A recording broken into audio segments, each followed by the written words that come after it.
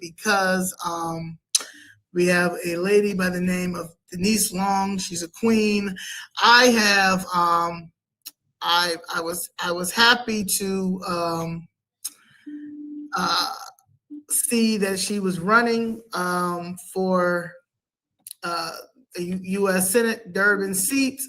I was peeking around, just making sure that she wasn't part of the system, because that's one thing they try to do is this system here is so broken, so they try to continue to keep these established corruption. Let's open it.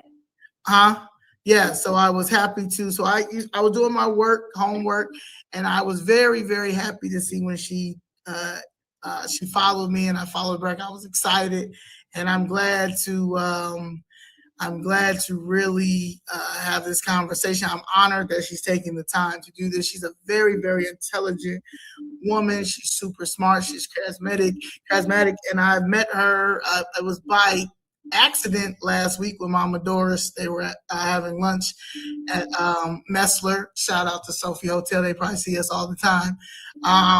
But I was glad to see her. So she's here.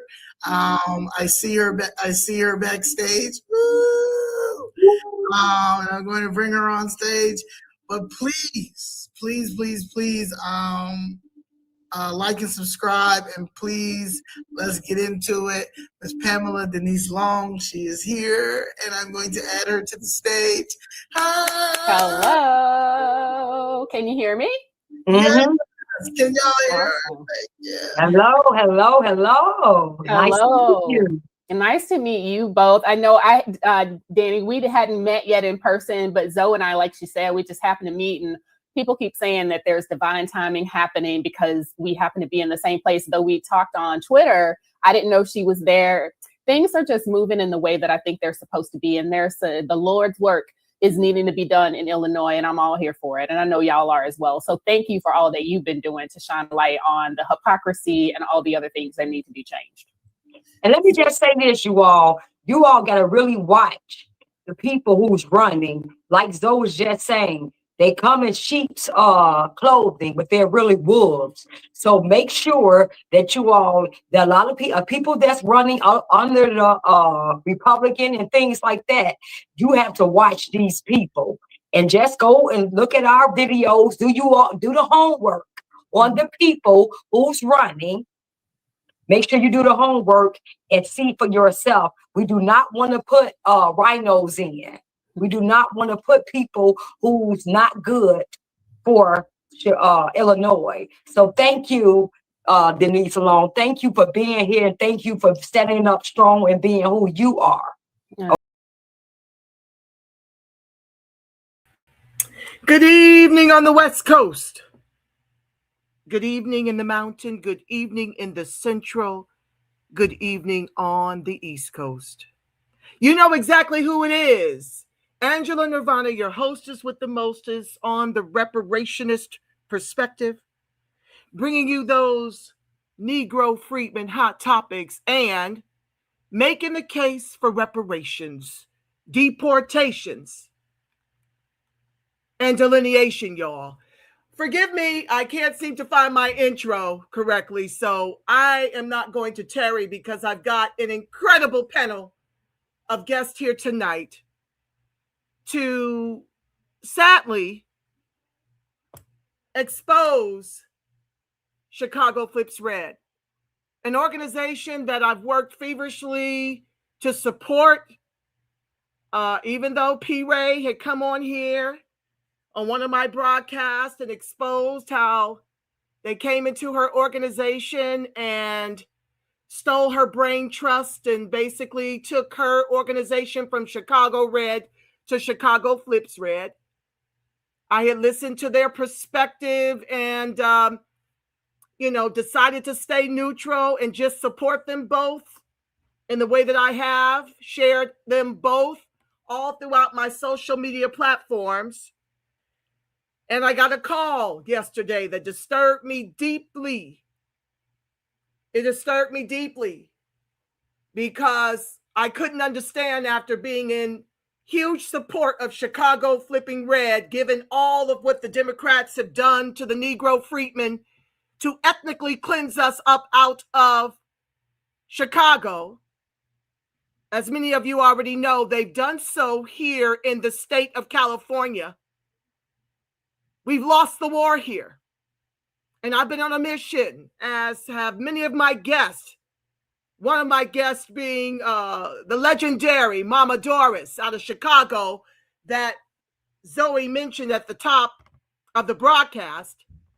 She's here tonight to share her perspective and what she's undergone with Zoe and Chicago Flips Red. But I digress. When I found out that they were in support of Pamela Denise Long, and then I learned yesterday that they literally have traded her in for a Mormon who doesn't know us as Negro freedmen in Chicago. She doesn't know our roots there. She doesn't know our history. She's done nothing to advocate for us. Nothing. And then I've learned that Zoe has literally given this very woman that she's now in support of all of what Pamela Denise Long has done to build her platform that she's running on for U.S. Senate, to this Mormon woman to run on these very topics, to dupe the Negro freedmen into voting for this Mormon woman over Pamela Denise Long, who has been a staunch advocate for the grassroots from our inception as the former ADOS movement. I was very, very aggrieved to learn all of these things. And I said, wait a minute, y'all. Before I go live, I have to speak to Zoe directly. I was very grateful that she called me. But I was very, very disappointed when I tagged into one of my comrades who is also in support of Pamela Denise Long, how off the rails she became in that exchange and would not allow my comrade, my colleague, to speak. And to me, you're going on the defense and you're talking about how we haven't been there for you when we don't know you directly. You see, when it comes to this movement, we're working nationwide to help lift our lineage up off the bottom before the United States government totally ethnically cleanses us in our justice claim. This fight is with the government. And so I don't understand how you call yourself Chicago Flip Red on behalf of Negroes and decide non-reparationist, like this Mormon woman who just got here, that you've decided to throw all your weight behind after having endorsed Pamela Denise Long. I don't have any understanding. How do you do that and undermine an entire collective when we are out of time? So I'm not going to belabor, but that phone call with Zoe prompted me to go ahead with this broadcast and bring in Mama Doris, Ahsun Powell from Capital Accountability Project, and Arthur Ward, Chicago Freedmen, to help me make my messaging go viral that we need the ilk of Pamela Denise Long in the U.S. Senate to fight on behalf of the Black American Negro freedmen. And I need y'all to help me make this messaging go viral, because Chicago Flipped Red has flipped completely out to be endorsing Christian Maxwell. And who's this other woman? Jenny something? Jenny Myers, I think. In lieu of Pamela Denise Long. And the summation of it all for me is their feelings are hurt that she couldn't travel 4 hours to attend every event that they invited her to, and that she didn't properly thank them. That's what I deduced from the conversation with Zoe.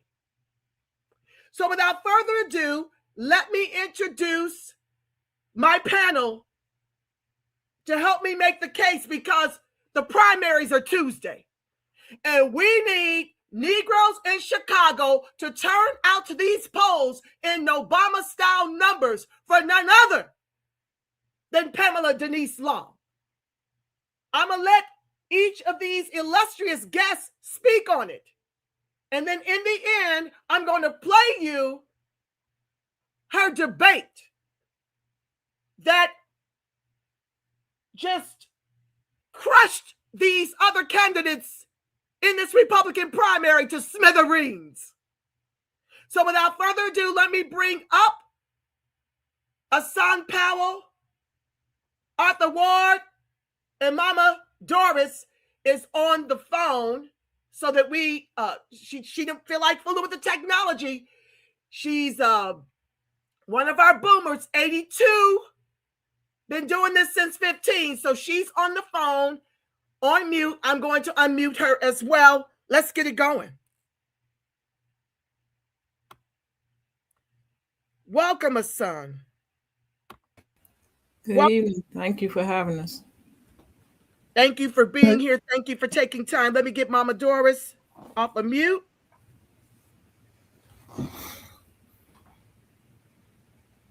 Mama Doris, you with us?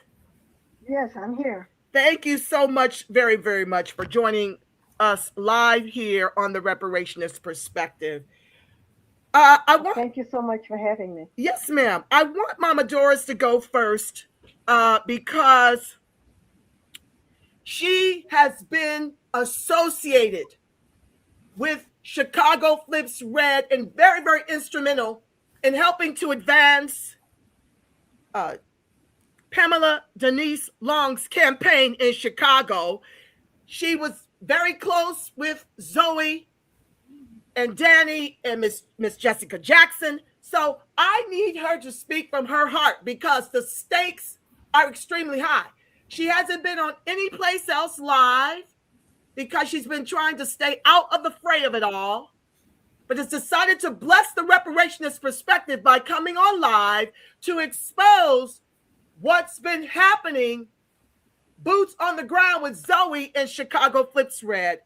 Go ahead, Mama Doris, and just share with the people who you are, and then please let us have your purview, boots on the ground in Chicago with Chicago Flips Red and this sudden change of events. Well, I know people who are with Chicago Flips Red, Zoe and Danny. I know them. I have been working with Pamela Denise Long.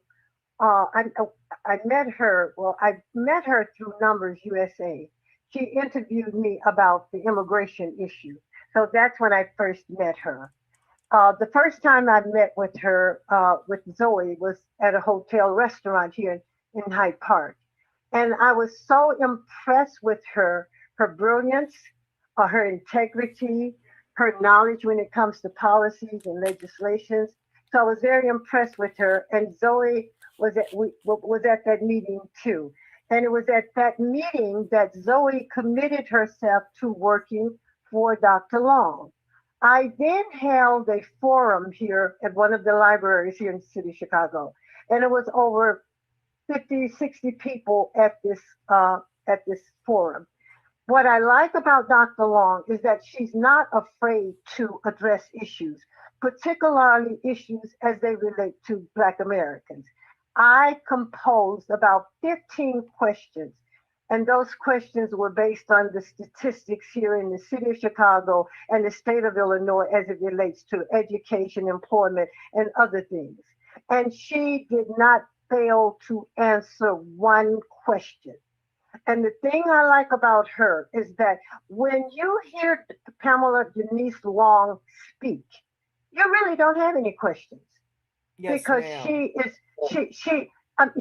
is on it. She's very brilliant. She knows the law. She knows the Constitution. So this is what brought me to her campaign. Her knowledge of government, her knowledge of the system, her knowledge overall. And so that is why I started to support her, and I support her as of today. Now, what I do not like that has happened, and I found this out recently, when I learned that Chicago Flips Red would not endorse Dr. Pamela Long. I could not understand it because Pamela Denise Long is more qualified than any candidate running, black or white, Republican or Democrat. And I have been around a long time, so I know what I'm talking about. Yes. So ma'am. when they failed to endorse her, I was very, very disappointed. And I talked to Zoe. I said to her, how can you endorse all these other candidates over Pamela Denise Long when you know she's qualified, when you've said yourself she's qualified? So that I didn't like it. I don't like it now. And I would not encourage anyone to vote for any of those candidates that Chicago Flip Red is behind it. Because to me, I just don't understand it. You cannot be serious about this election. This is a very serious election. This seat is being vacated by Dick Durbin, and we need someone in that seat like Pamela Denise Long. She is paying for her own campaign out of the contributions that she's getting from different people across this country, if not this state. So I do not understand and why she would not endorse her candidacy. I got my own opinion about it, but I was disappointed. And it's, you're really lying to the people. Yes, ma'am. You're really misleading the people. You're misleading the people if you're saying you're looking for someone on the Republican ticket. She's on the Republican ticket. She is qualified. I wouldn't say overly qualified. She's very, very qualified. She's more qualified than any candidate running, black or white, Republican or Democrat. So to find out that they were not endorsing her, it was very disappointing. I will not support anyone that they're supporting. I would not suggest to anyone else to support anyone that they're supporting. Because if you cannot support Pamela Denise Long's candidacy, I have serious questions about you. Yes, ma'am, as we all do. I wanted to ask you, her reasoning to me was because Pamela Denise Long did not come to their events or their city council meetings, and wasn't grateful to Chicago Flips Red enough. That is not true. Okay. That is not true. She lives 3 hours. She lives 3 hours away from Chicago. I went to one of the events that they had at the Trump Tower. I went there representing her. So that's not true. Zoe has a way to contact Pamela. If she has her telephone number, she has my number. She knows that I work closely with her. So for her to say that she cannot contact her or that she has not been receptive to Chicago Flips Red is not true. When she attended the forum that we had here, Zoe attended that forum. She was with Chicago Flips Red then. So I don't understand this nonsense. It's misleading. It's disingenuous. So no, that is not true. No, she has been very receptive to her. And anyone else, she is very open. You can just give someone Pamela's number and you call her. She's going to get back to you. I know that to be a fact. So no, that is not true. Okay, one of my guests is saying it's over for FBA in Chicago. They literally have one foot in the grave. I knew those old Negroes and demon rat groupies would not vote in their best interest. What do you have to say about that? Are we out of time in Chicago? Because it's finished in California. No, well, Black Chicagoans vote Democrats. They have been conditioned to vote for this Democratic Party, as Black people have been conditioned to vote for this Democratic Party all over the United States, ever since the 60s. Before the Civil Rights Movement, we had an agenda for the Democratic Party. They didn't tell us what to do. We told them. But since the 64 and the 65 Civil Rights Acts were passed, Black Americans, foundational Black Americans, have been voting for the Democratic Party and their agenda ever since. So we need to turn that around, because the Democratic Party has done more harm to us than good. We have to turn that around.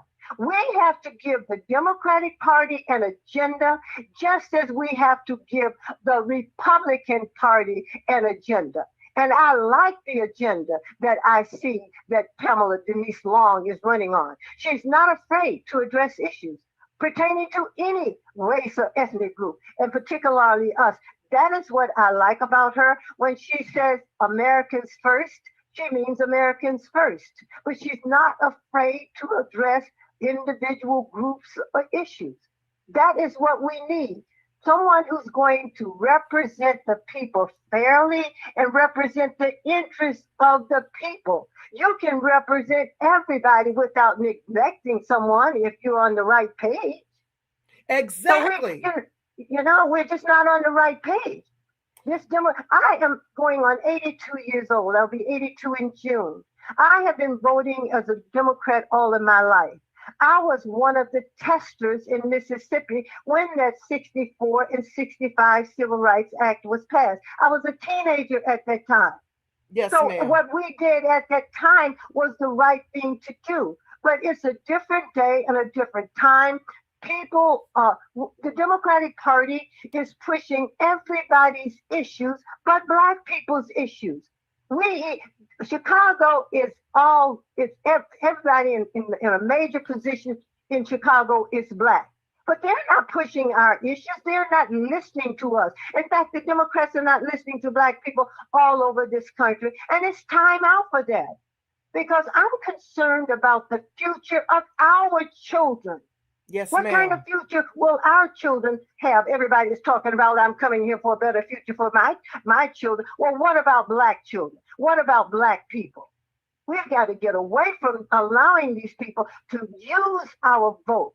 Like right now, you're in Chicago, all you hear them talking about, well, I'm going to stop Donald Trump. Stop Donald Trump from doing what? There are a whole lot of things you could stop Donald Trump from doing now, but is the Democratic Party doing it? Is Hakeem Jeffrey leading the flock to challenge Donald Trump and some of these policies? There's a whole lot of policies that the Democratic Party could be fighting for right now that benefit us, but are they doing it? So they use us. They use, right now they're using Donald Trump as a boogeyman. My position on that is that he is no better or no worse than the rest of these Democrats or Republicans. It is the government of the United States that... That's for what tonight's agenda is about. We don't want to get distracted from comments that are not favorable. One, we also don't want to give any rise to the candidates that are not favoring Americans first, and that's all Americans. That's all inclusive. We have to bear in mind that Dr. Pamela Denise Long is running as an American first candidate. She's here to represent all Americans, even in her, not only in her district, but when she comes to the Senate, her vote will be reflective of ensuring that all Americans, as Mama Doris said, that all Americans get what they need, and that it should not be either or, right? And so I want to make sure that we don't get pulled into the comments or into the narrative that she's singular focused. I would prefer that we at this point not even share what the other candidates are saying. Our focus is on the CRF, Chicago Flips Red, and the need for us to amplify the message that what is coming out from them is inaccurate, It is a detriment to not only the Black American Negro community, but to all Americans, especially those that she's running for. Okay, especially the ones that she's running for in Illinois, where she needs their vote. What I do want to point out, though, is I want to clarify some of the misstatements from what was read. Pamela Denise Long joined as a Republican in 2000. She has been a Republican for approximately 20 years. Most of us know her from her syndicated, her articles that she's written, as well as in addition to her work that she has done on the ground in our grassroots movement. What we want to highlight is the accountability relative to our community, and how when we have people who are going against what is in the best interest of our community, that we hold them accountable. And this is not just about our community, but it's about the entire nation. Again, when Dr. Long goes to the Senate seat, she will be casting a vote not just for Illinoisans. She will be casting a vote for us as Americans. And that's the important piece here, that when we are betrayed by someone in our community, the community has a responsibility, and we as stewards of our community, we have a responsibility to hold them accountable. We have a responsibility to ensure that the voters in Illinois understand that what is taking place, because someone is using someone else to enter into your community because they have a connection to you, does not mean it is the best candidate. By Zoe's own admission directly to myself on a phone call today, she stated numerous times, at minimum 3 times, that Dr. Pamela Denise Long is the best candidate. She acknowledged that. Her problem is not that she doesn't recognize the value that Dr. Pamela Long brings to this community and all communities. It's that she is personally hurt or offended because she believes that she didn't get what she wanted out of Dr. Pamela Denise Long. And that's what this whole conversation is about. That's why Mama Doris is present. That's why the rest of us here are present. We want the voters to know, as Mama Doris said, this is not a light race. We are talking about a U.S. Senate race. And we have a responsibility within our community to ensure that we send the best person to that Senate seat. That is our jobs. We are stewards of our community, and we need to step forward. We need to make sure that we amplify the message. We are 2 days away from this primary happening, and we are not going to allow someone who is butthurt over some silliness to derail a race of a lifetime.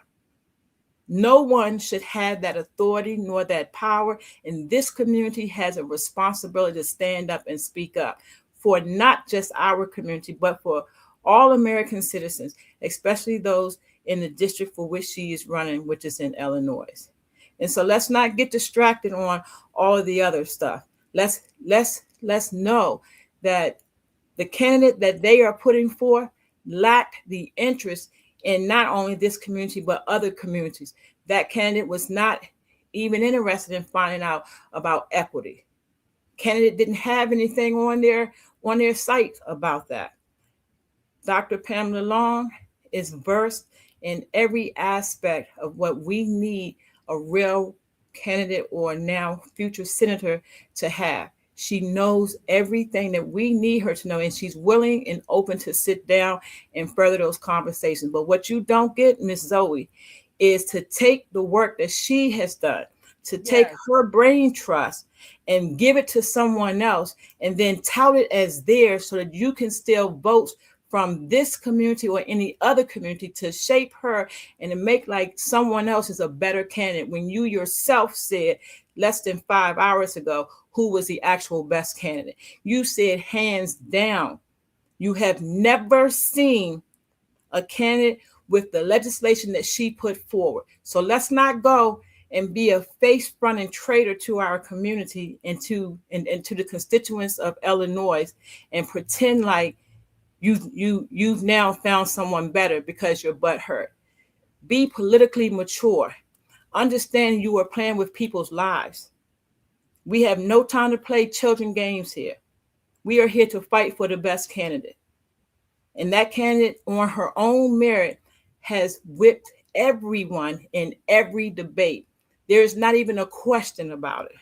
Her level of understanding, her ability to articulate herself clearly and fluently so that anyone at any educational level can understand her is just exemplary of who she is.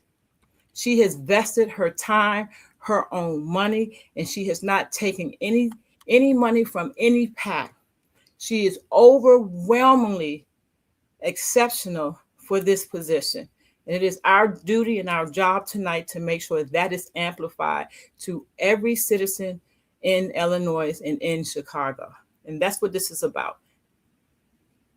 Thank you so much for that. I do want to reiterate that All Americans is very inclusive of the Black American Negro freedmen. And I've not seen that from either party. So I was only raising Thomas DeVore's comments because he is the one that served up Jeannie to Zoe for her organization, which has gained a lot of traction, to endorse her over a voice that is inclusive of the Black American Negro freedmen when she goes to that Senate. And that's very important for the Negroes in Chicago to know, because their primaries are open, which means they get to go out here and make sure she wins the Republican primary. So with that being said, thank you, Ahsun, for weighing in. I greatly appreciate it. Arthur Ward, are you still there? Yes, can you hear me? Yes, sir, I can hear you. I want you to weigh in and give your perspective on these recent events of Chicago flipping red, flipping out, and choosing to endorse Jeannie over their initial enthusiasm for Dr. Pamela Denise Long, because their feelings are hurt that she could not make it to their events. And God, she wasn't grateful enough. You know what? This one action is them actually working against their own mission. And I'll tell you why. Pamela Denise Long is the first Black Republican, no, I would say the first Republican for Senate that actually has Black people as part of her platform. You have not found this kind of platform in any other Black Republican that's ran in the past few decades or that are in Congress now. Very true. She is the first complete Republican candidate that we've had in decades. She's also given Black people a solid, tangible reason to come into the Republican Party, because she has offered them something that they can touch, see, and feel. They're killing their own vanguard. And so we cannot let this historic moment slip through our fingers because of certain things that we want to accomplish as a group. I am slightly aggrieved at the actions of Danny and Zoe, but sometimes, you have to step over the dead bodies and just keep going. And I'm hoping that this program is going to give everybody some clarity, get refocused, and stay attuned to the mission instead of being distracted by all of this nonsense. Yes, indeed. And Mama Angela, Doris, are you still there? Is there anything else you would like to add to the conversation? Well, this what we have to understand. This is not about people's personal opinions. This is about a very significant election here in the city of Chicago, in the state of Illinois. This is about putting someone in that seat that is going to address the issues of the citizens of the state of Illinois and the country. As the young lady said, this is a Senate seat. She's going to be voting on things that are related to the government of the United States, every state in this country, every individual in this country. So we need someone there who knows policies, who knows how to write legislation. Pamela is excellent when it comes to writing. If you look at some of her Newsweek articles, if you go on her site and look at what she is saying, you manage the lineage-based investment. She breaks it down, but she also talks about other issues pertaining to Americans first. The veterans of this state have endorsed her. She is an exceptional candidate. Yes. And as I said previously, she is better than she's more qualified than any white or black, Republican or Democrat. I am a policy person. I do not deal with people's personalities. The country as we speak is in a crisis. We need someone like Pamela who can represent her, who will bring some common sense and some righteousness into the decisions that are being made as we speak with our government. This woman qualifies. She fits that category. And I will say, for Chicago Flips Red, they have done some amazing things in terms of bringing attention to the citizens of Chicago in terms of what's going on in the city council and around the state as it relates to our elected officials, Danny, Zoe, and Jessica. But when it comes to Pamela Denise Long, I cannot understand. And that's where you lost me. When you refuse to endorse her candidacy, and it should not be based on any personal reason, and it certainly is not based on you not being able to contact her. This woman is the candidate that we need to represent the state of Illinois and Americans first, and I know for a fact that is what she will do. And this is the person we should go out and pull a Republican ballot for on Tuesday and vote for Pamela Denise Long for the United States Senate from the state of Illinois. She will represent all of us and she will do it well. Thank you so much I for agree. that. Can I chime in, Angela? Yes, please. And I want to piggyback on what Mama Doris just said, because it is an essential part of why we're having this meeting, and that is that Pamela Denise Long is a phenomenal legislative writer. She is deeply versed in her work, and thanks to what Zoe informed us of today, Zoe obviously agrees with that to the extent that she took what Pamela did in writing the Freedmen's Bureau legislation, and she gave it to the opposition, the candidate that she's endorsing, so that she could mask that candidate as someone who had some degree of understanding and intelligence relative to us. And so that speaks to what Arthur was talking about when he said that Pamela is in a unique position to win the general election. She's able to capture all votes soundly, not on this colorism thing, not on race or ethnicity, but soundly on her skills, her character, her convictions, her legislative ability to understand things and then to write them and to communicate effectively to the entire state of Illinois and then to the entire nation. She is uniquely positioned to be one of the future leaders of the Republican Party. She understands the importance of reaching across all race and ethnicity lines, all class lines, to address the issues like what Mama Doris said.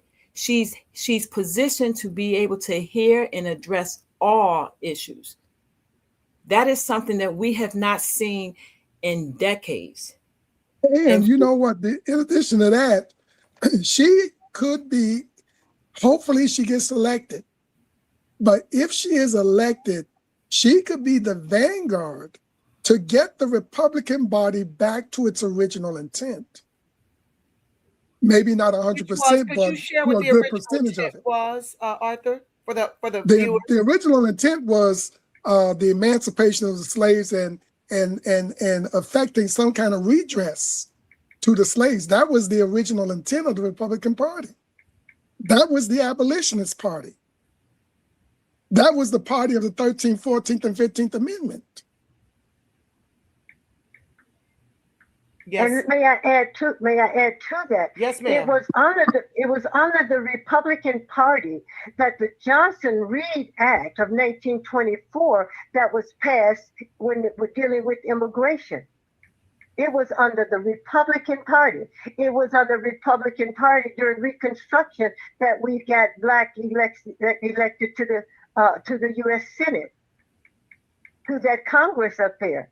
All of this, all you have to do, go and read history, study history, because this is what I do. I look at history. History is the foundation to help us to get where we're going to in the future. If you don't know where you came from, you will not know where you're going. So I say this to all Americans: study history. Study. It was under the Democratic Party that Jim Crow came about. It was not under the Republican Party, and that is not to say that the Republican Party was perfect. No party is perfect, but it was under this party that we got this legislation. It was under the Democratic Party in 1965, that Voting Rights Act of 1965, that they brought this immigration back into fold, and it's hurting the American people now.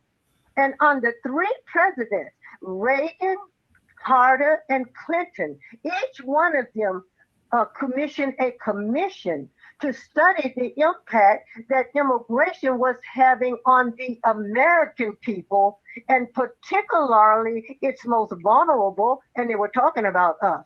Each one of those commissions came back and said that they needed to do Congress needed to do something about immigration because it was hurting the American people. So what we're going through now is what happened almost 100 years ago. History is repeating itself. The American people are being hurt as a result of this immigration, illegal immigration in particular. So study the laws. These are laws that are on the books that were passed because they were concerned about how it was impacting the American people, and as I said, particularly the most vulnerable, and it was us. Those are facts. Thank you. I want to show a brief video of the illustrious Pamela Denise Long speaking to her constituents. Please stand by and let me share this video. It's only about 2 minutes long. Stand by. Thank you. Please be sure to like, share, subscribe, turn on your notifications. Thank you in advance. Oh, just a second, please.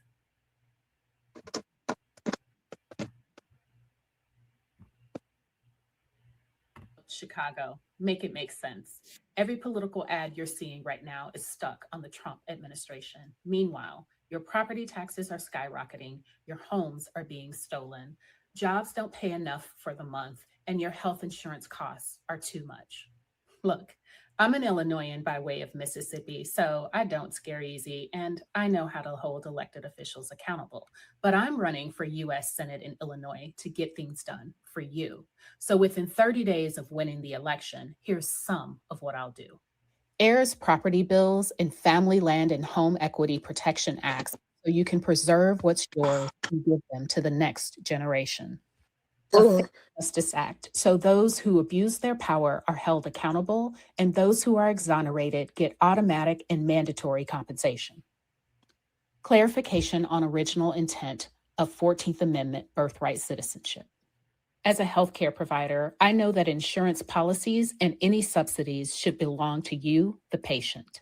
Stand with me as I fight for you.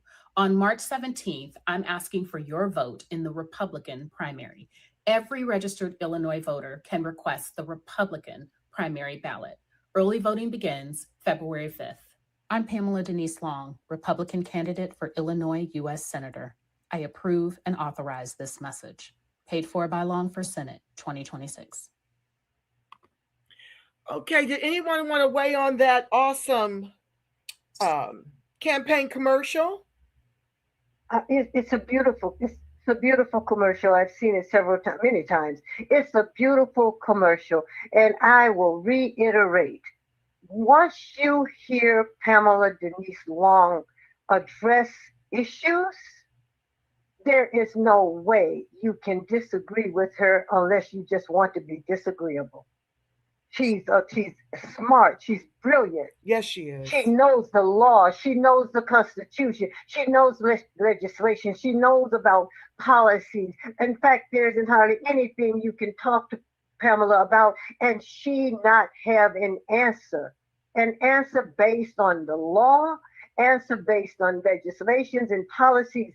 I have never met anyone. Honestly, I have never met anyone in politics as sharp as this woman is. Black, white, Republican, Democrat, Independent. I have never. And I've only known her for a few months. And when I first heard her, I was just sold on her integrity, her intelligence, and her command of the issues. Yes, indeed. And this is who we need in the Senate. But there's even something more important than that because, just in fairness, I do know, other people in politics that are as sharp and as knowledgeable. But the difference is that Pamela deploys her understanding in a fair way, in a way that actually helps us rather than hurts us or keeps us in a box. And that's a major difference. Yes. I agree with that. And if I can just add to what Arthur was saying, Republicans united the nation. That is, how do you say it? That is what Pamela wants to do. She wants to unite the nation. That's why her slogan is unity and vision. Reason, unity, and vision. Because she understands that is a must in order for the nation to move forward. We have to have reason, unity, and vision. And so those are the things as to why, and everything else that's already been said, those are the things that separates her from the status quo establishment Republican, or a person who just came into this race after her that our own people decide that they want to endorse by taking what Pamela has written, what Pamela has put forward, and passing it along to someone else to create this facade that she understands what is going on in this nation. She can never measure up to Pamela Denise Long. And that's why it's essential that we understand that we are 2 days away from this election, from the primary.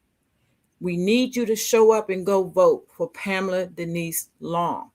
She is I don't know the word that can express that she is the candidate that we must have in the Senate. If we as Americans are tired of what we have seen come out of Washington, D.C., it's time for a change. She has the reasoning, she has the unity, and she has the vision moving forward. And she is articulate and educated in a way that I personally have not seen in years when it comes to the overall understanding of what we need as a country, as a people for us, and as a people when it comes to the American citizens. She is the number one candidate.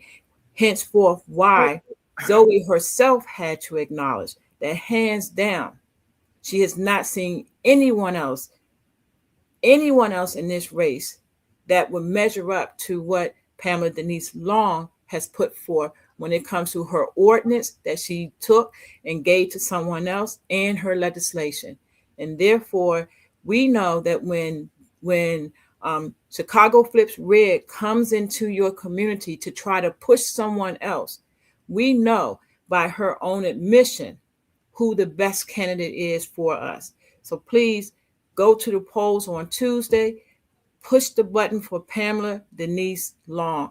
Make the right choice, not just for the citizens and the constituents of Illinois, but for the entire nation. I am not in Illinois. I reside in the DMV, Washington, D.C., Maryland. That is where I am. And I am fighting for her because I know the importance as a United States American citizen. I know the importance of getting people in the Senate that understand the needs of this nation and of our group particularly, as well as others. And you know, she the human, she is so kind. Yes. And she's so respectful. And so generous.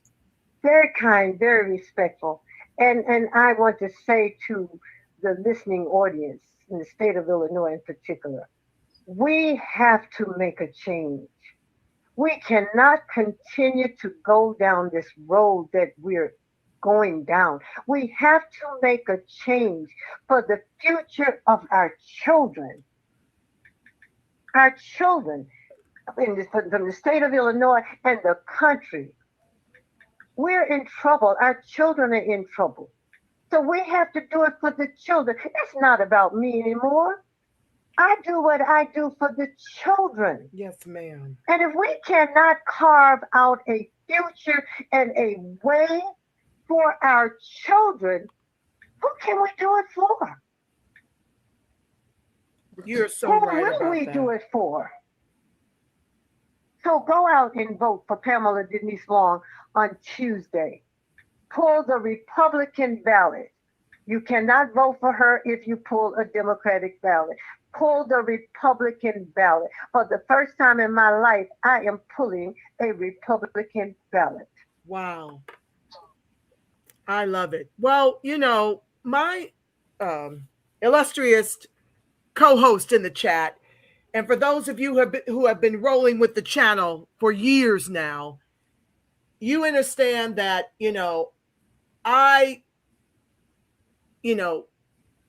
after 2 terms of Obama, started making the switch towards tangibles Right. for our collective, which weren't coming from the Democratic Party. And for me, that meant deportation, closed borders, because without secure borders, it harms our collective in a major, major way. And I mean, that's very true of everyone that's legally here.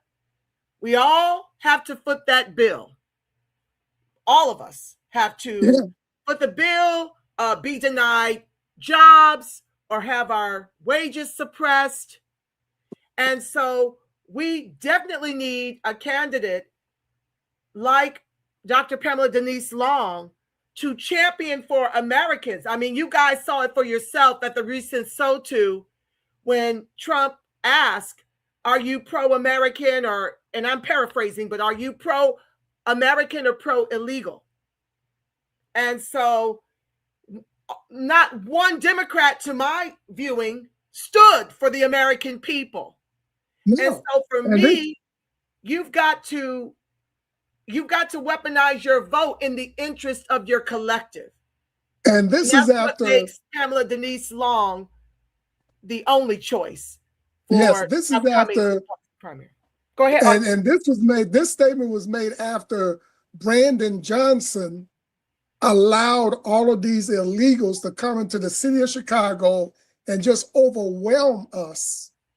And Doris, they came into Doris's neighborhood. They were right next door to me. Right next door, 50 of them. Okay?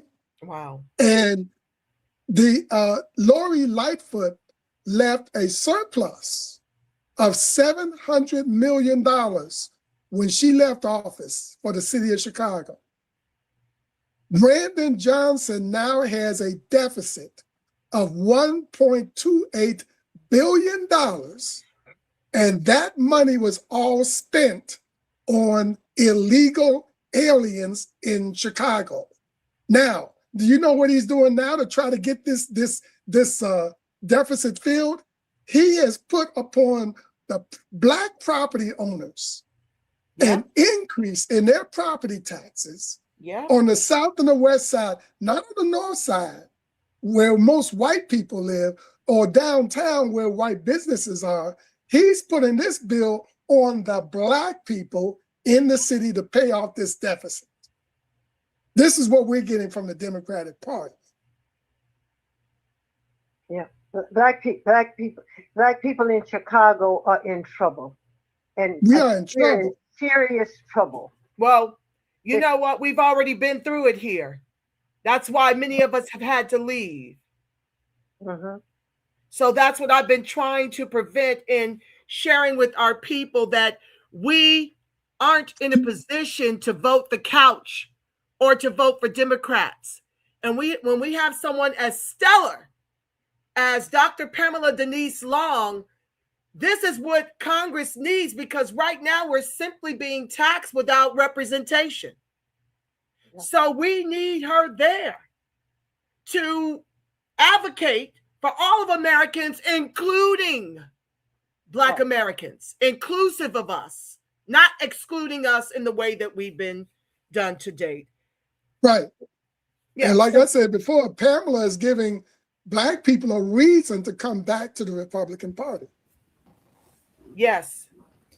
And she's given us a clear reason to come back based on her legislation, based on her showing her extreme competency in understanding how the appropriation system works and how it's not benefiting us, nor is it benefiting other American citizens, right? She understands that, as Angela said about taxation with no representation, she understands what that looks like. She also understands what it looks like when we have appropriations going to other groups who have not invested in this country as some of the historical people have.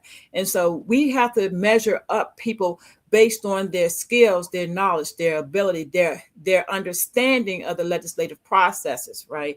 Not based on emotions and feelings, and because somebody didn't contact me or say thank you to me. That is the worst thing that we can do to our community and then to any other community at this point. We are in a state of emergency. The country is in a state of emergency. We need sound, reasonable people who can unite and that has a vision of where we should be going to, that we can all get behind. There is no other question. There is no other candidate worthy of even being considered. Yeah.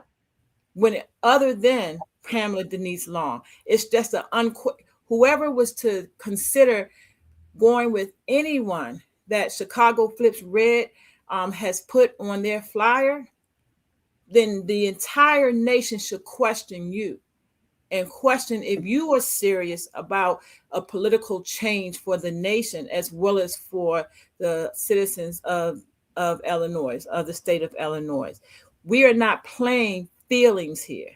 We are playing real life here. And you don't get to play with people's lives because your feelings are hurt. You need to go sit down in a corner and take a time out. We're here to play the real game of politics, and we're trying to win for the American citizens and the Black Americans. And so stop it with the crying, stop it with the whining, grow up, Go get yourself some political soup of education and knowledge, and then you come to this community. Otherwise, please know, the stewards of this community will gate up. We will ensure the best way that we can. And you know, it's mine and it's our civic responsibility to make this government the best government we can make it. Yep. I don't have another government. I don't have another country to go to. This is my country.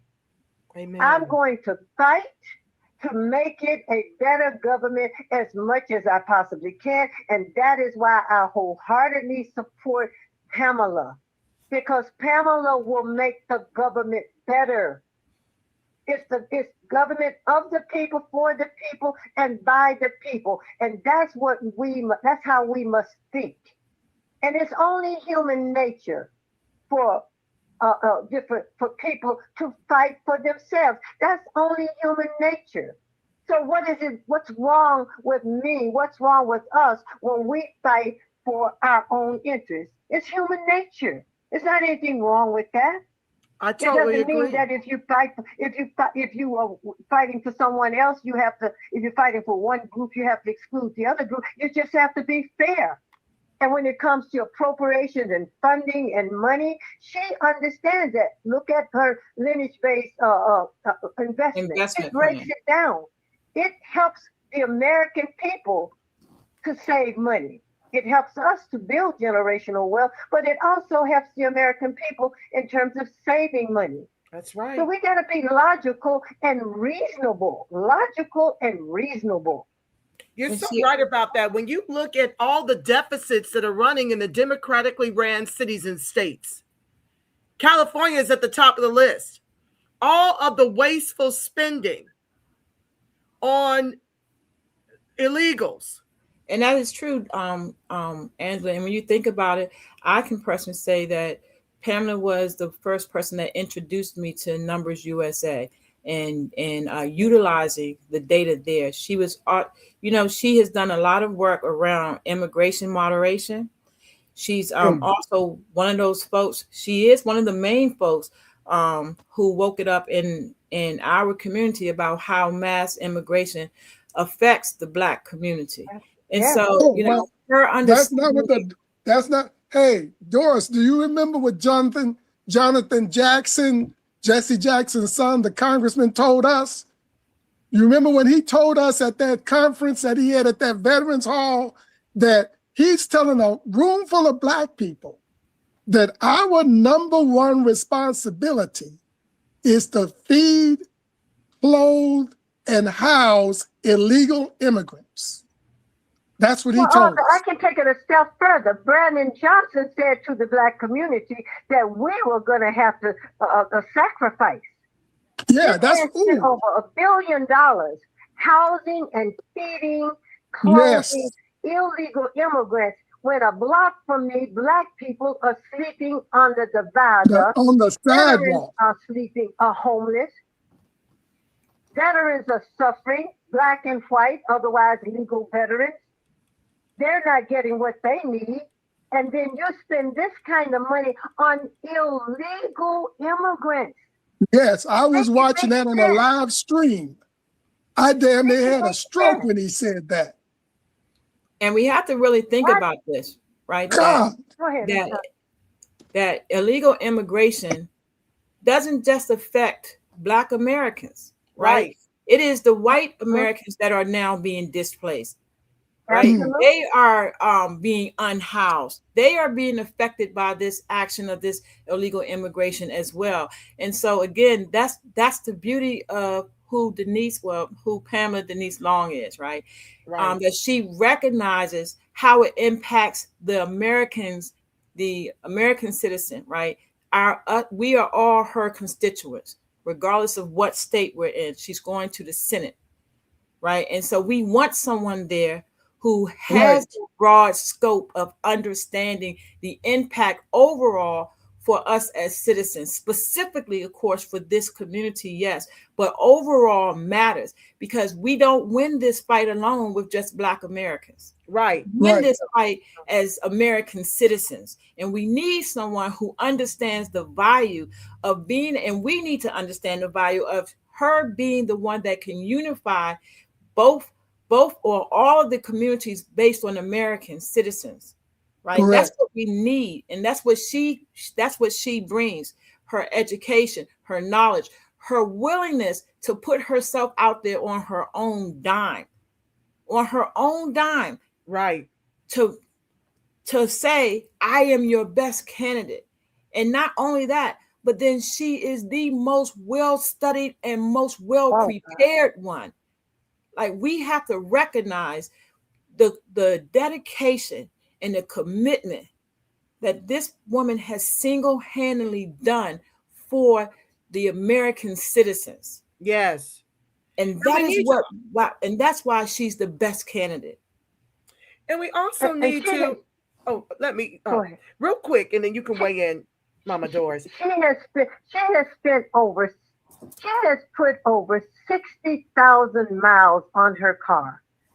Pamela is on the road. She's out in the suburbs, western suburbs of Chicago. She's all over. She's on the road at 1 and 2 and 3 o'clock at night, from traveling up this way and going back home by herself. She doesn't have a lot of money. She gets the few dollars that she's gotten from, just people who hear her. She does not have a lot of money, but she has made tremendous progress, as far as I'm concerned, in this race. And Yes, we're talking ma'am. about a real human being, a sincere Yes. person. And please understand, family, when you saw the race, the primary down in Texas, people are like wondering how Jasmine Crockett lost.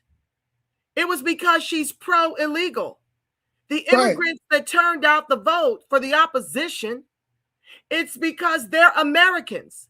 And even they understand, as immigrants that are Americans, they understand the cost, the value in being an American citizen. And they too do not want it watered down, where it could just be a free-for-all and illegals can have access to what they've worked hard for. They don't want to lose their jobs to illegals who suppressed their wages in the way they suppressed ours. So in that respect, I've got to give them credit when they turned out the vote for Tallarico over Crockett, because she was staunchly crying all the time over illegals. That hurts the immigrants who have worked hard to become Americans in this country as well.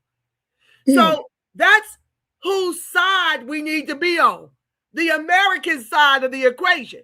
Because like Mama Doris said, we don't have any other country.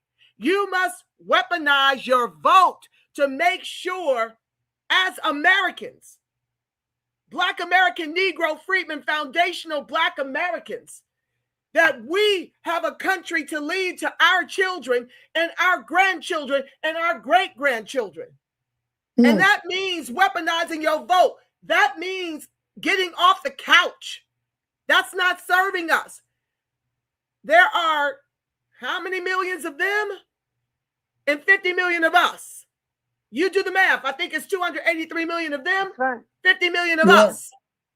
And so Americans have to lock arms, no matter where you come from, and defeat the Democrat and the Rhino agenda for cheap labor at our expense, at the Americans' expense, but we're already hurting. So we're the first to be impacted because it's coming into our communities. Yeah. I go back to those three commissions under Reagan, under Carter, under Clinton that was paid by the government. And each one of those commissions came back and said, Immigration is hurting the American people, particularly the most vulnerable. That was true then. That was true then, as it was in 1924, and today. History is repeating itself. I'm not going into place. This is my country. Amen. I'm going to fight for my country, and I'm going to vote for the person whom I think will represent my interests and the interests of the American people. So we can't. We can't sit back. No. We have to take over. We have to become the radical Republicans of the 1800s. Yes. We have to do this. We have to be the stewards. I am very serious. Yes, we have to be the stewards of our community and of our nation.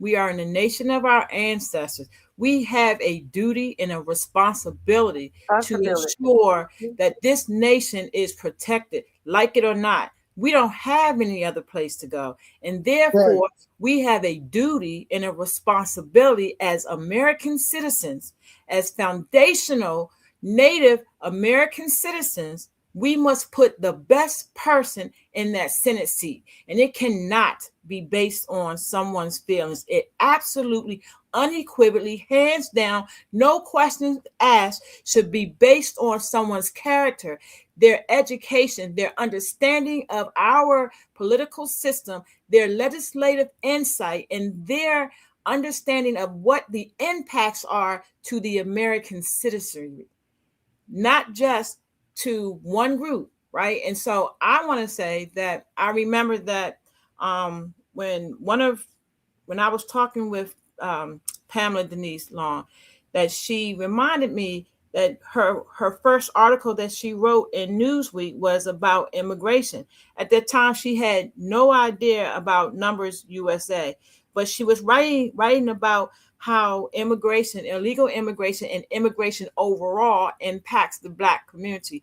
And then from there, she extended that research on how immigration, legal and or illegal, impacts the overall American citizens.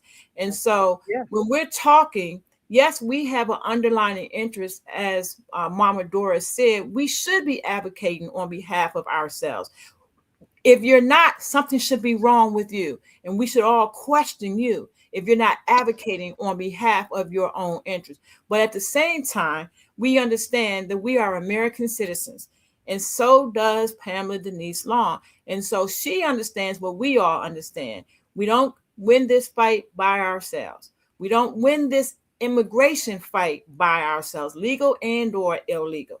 We win it as American citizens. And it's time for us to take our nation back. It's time for us to take our voices back. It's time for us to make sure that this nation of our ancestors focuses on the American citizens first. And then everyone else comes in line 10, 11, 12, 13. But lines 1 through 10 are reserved for the American citizens and what our interests and our needs are. Before we can help anyone else, this nation has a requirement to take care of the American citizens first, inclusive of the plaintiff.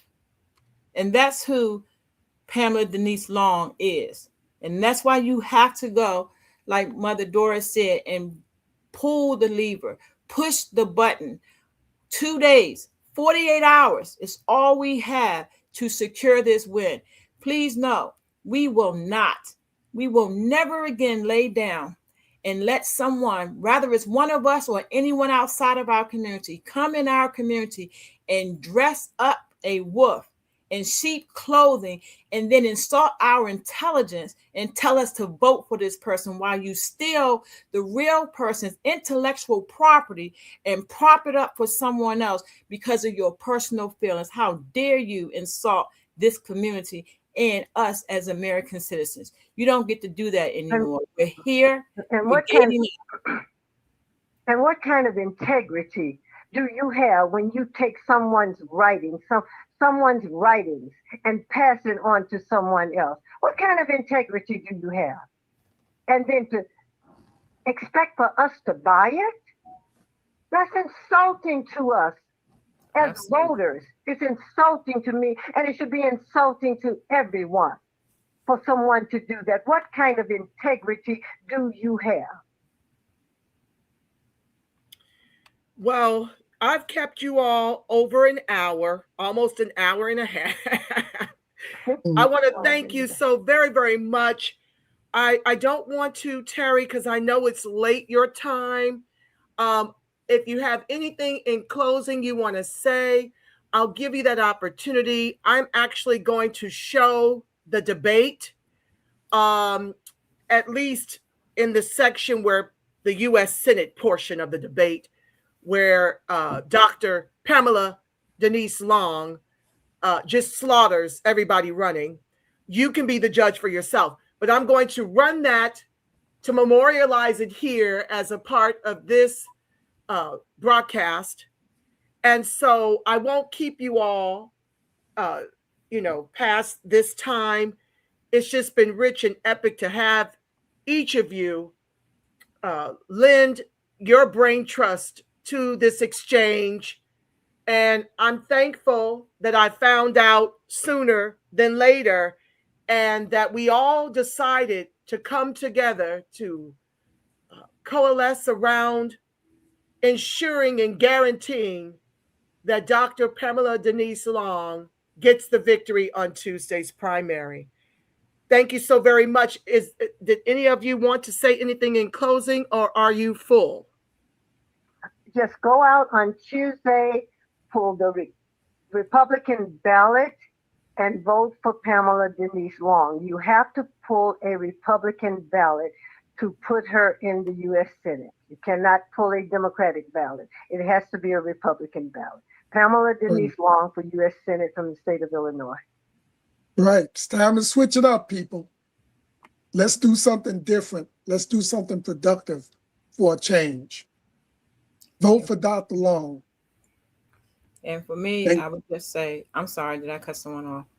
No, that's all right. Go ahead. I'm fine. And for me, I just want to say, let's really be stewards of our community and of our nation. You have a responsibility and an obligation to protect your community and the nation for which your ancestors assisted in building. Go out, pull what you need to pull the Republican ballot. Please press the button, put the marking in, Pamela Denise Long. That is what's going to be on the ballot. Her name is listed as Pamela Denise Long. Be a steward this time. Show the nation that the Black community and the American citizens are tired. We are coming together. We are locking arms. We will protect our nation at all costs. And when someone comes in and tries to derail us from doing our jobs as steward of our nation and our community, we will call you out. You do not get to hide ever again. We are here. Pamela Denise Long, 2026 Senate race. Do the right thing. Ahsun, I want to thank my whole entire panel of guests. There was a call to action. I see P. Ray Easley in the building. She's also running for office in Chicago. Welcome, P. Ray. Thank you for being here. Now, to my understanding, Dr. Pamela Denise Long and P. Ray are doing a video presentation tomorrow. Is that accurate?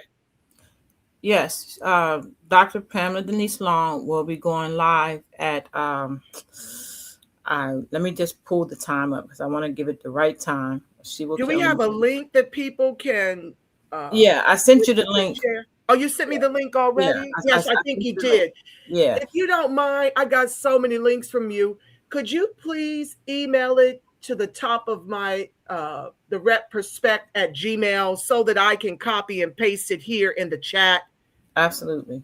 That would be so helpful because I've got so much over there. My mind is a little fried. No problem. I'm going to send it to you now. But yeah, we are encouraging everyone to please, log in to hear Dr. Pamela Denise Long tomorrow. She will address some of the concerns that we addressed tonight, but she will also share with you her position and why she is running and why she knows she is the best candidate for this Senate seat.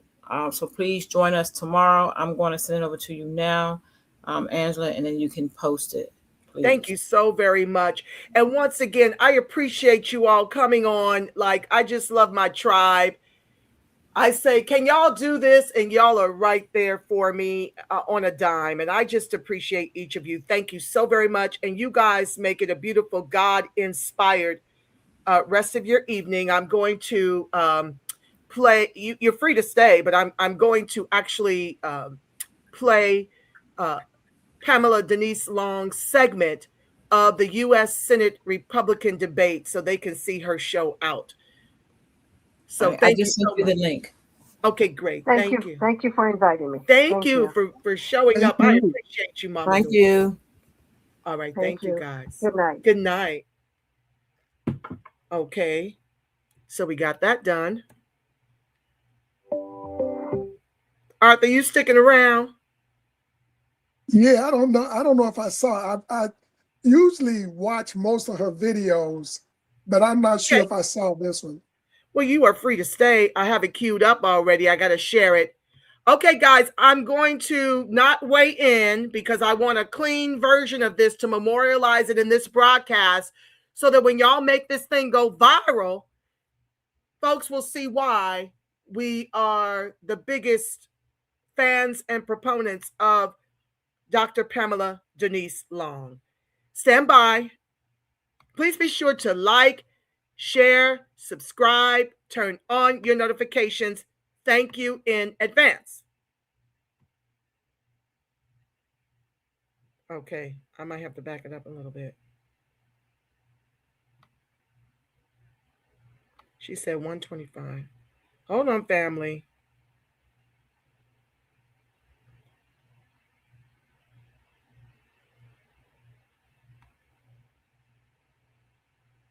Here are your moderators, Mike Scott and Greg Bishop.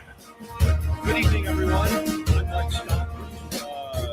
Welcome back to the Republican debates here in Lisle at Benedictine University. We are live tonight. We just concluded a 90-minute debate with candidates for governor of the state of Illinois. Now we begin our debate with candidates for the U.S. Senate. I will introduce each of the candidates one at a time, and I will ask you to please, again, hold your applause until all of the candidates are introduced.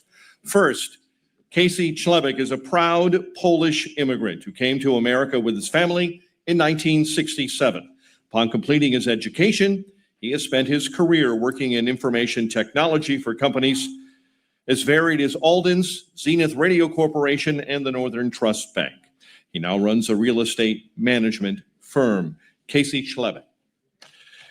Next, Pamela Denise Long is an organizational development consultant and serves as senior executive with Youth-Centric Therapy Services. She also holds a doctorate of education. Next, Carrie Caparelli is president of Omni Communique Incorporated. He's also earned a doctorate in geography from the University of London. Next, Don Tracy has been an attorney for several decades and is senior counsel at Brown, Hay, and Stevens. He served in leadership positions in several civic and Illinois professional organizations, including chairman of the Illinois Republican Party. He attended law school at the University of Memphis. Finally, Jeannie Evans is an attorney. Currently, she is a partner and trial lawyer with the law firm of Higgins, Berman, and Sobel and Shapiro. Previously, she was co-founder and partner at the firm of Agrawal Evans and was an associate with Kirkland and Ellis. She is a graduate of Brigham Young University and Harvard Law School. Please give a round of applause to our candidates. And with that, I would like to ask you to withhold any further spontaneous expressions of support until the end of tonight's event. That means no matter how much you like or dislike the candidates' responses, please hold your applause until the very end of the debate. We want to give all the candidates as much time as we can to answer questions. Tonight, we begin with opening statements from our candidates. Each candidate will have 60 seconds for opening statements. We determined prior to tonight's event that Mr. Chlebek will go first. Your opening statement, sir. Good evening. I'm honored to be with you tonight. I'm Casey Klebeck, and I'm running for the United States Senate.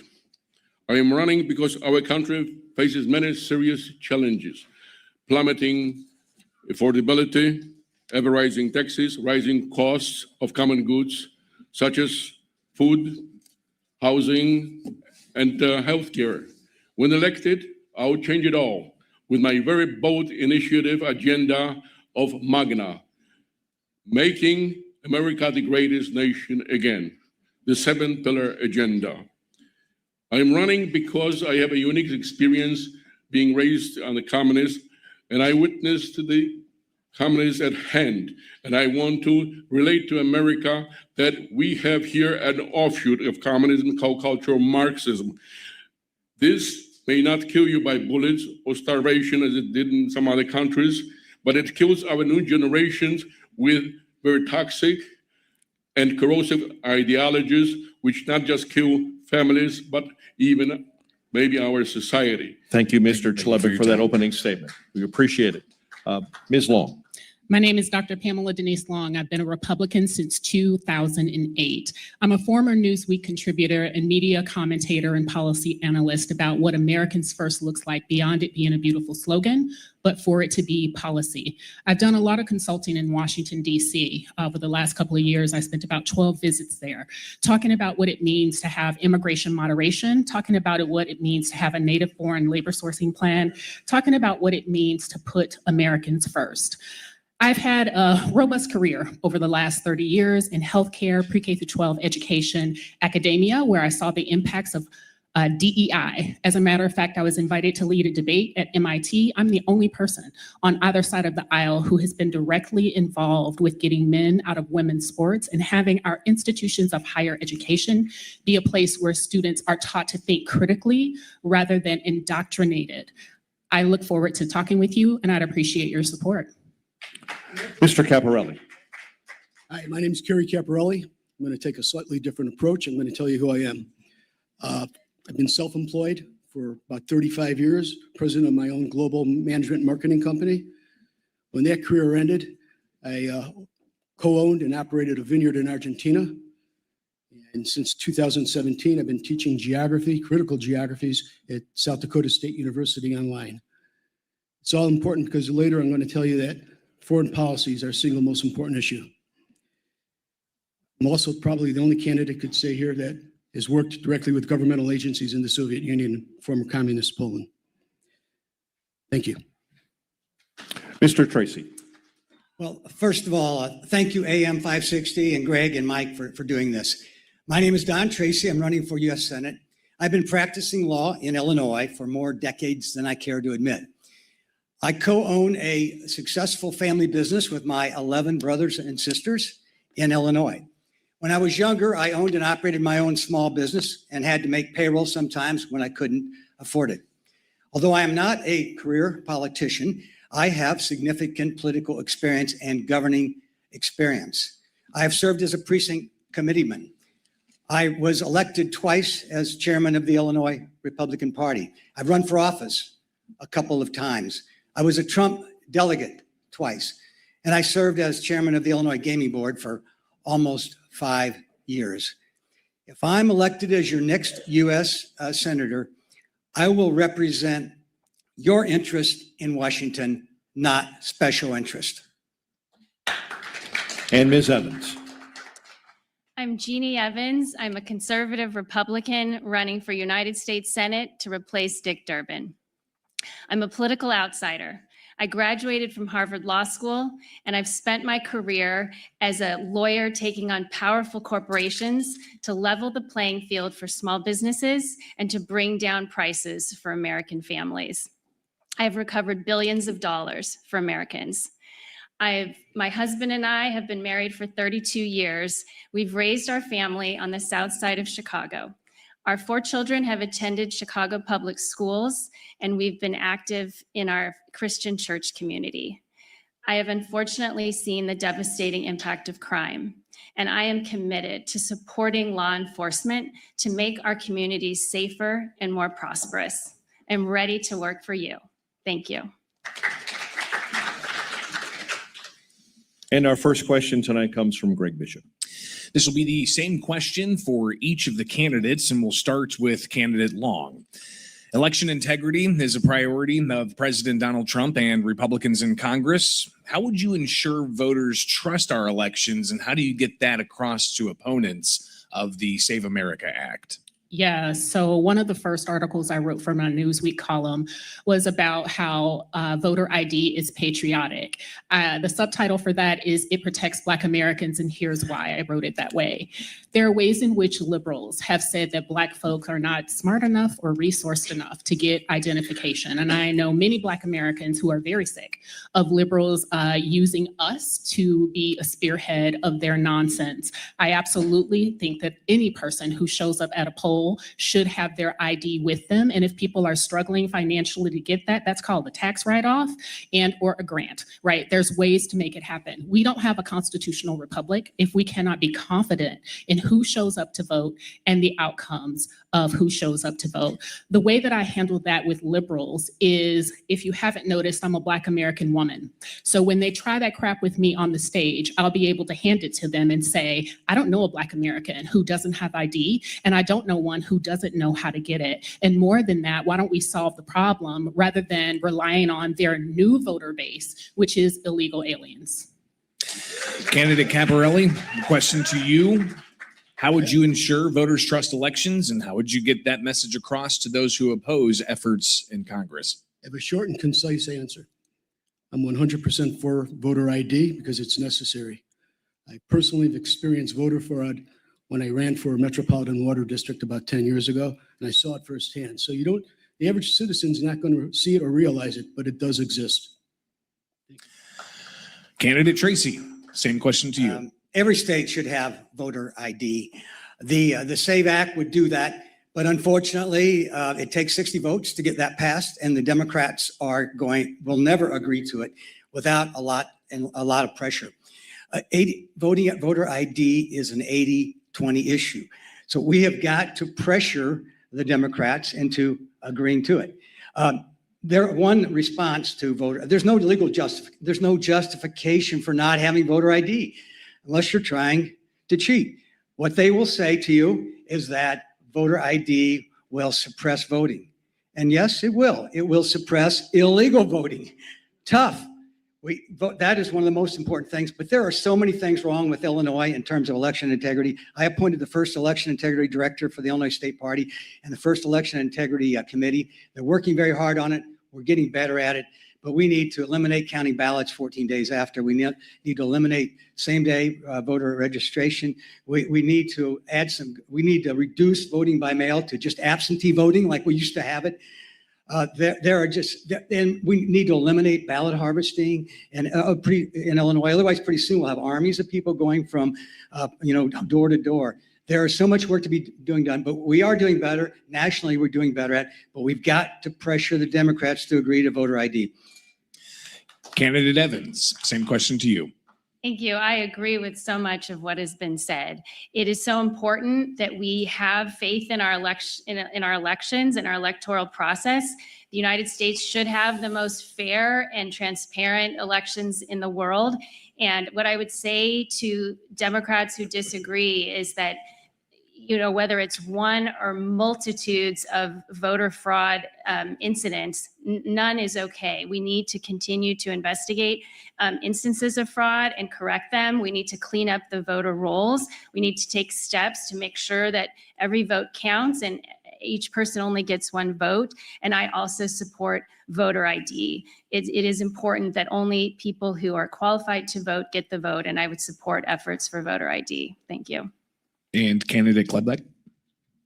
Definitely, I'm very much for voter IDs, and I think in order even to improve the system, we should establish a holiday on which we are voting.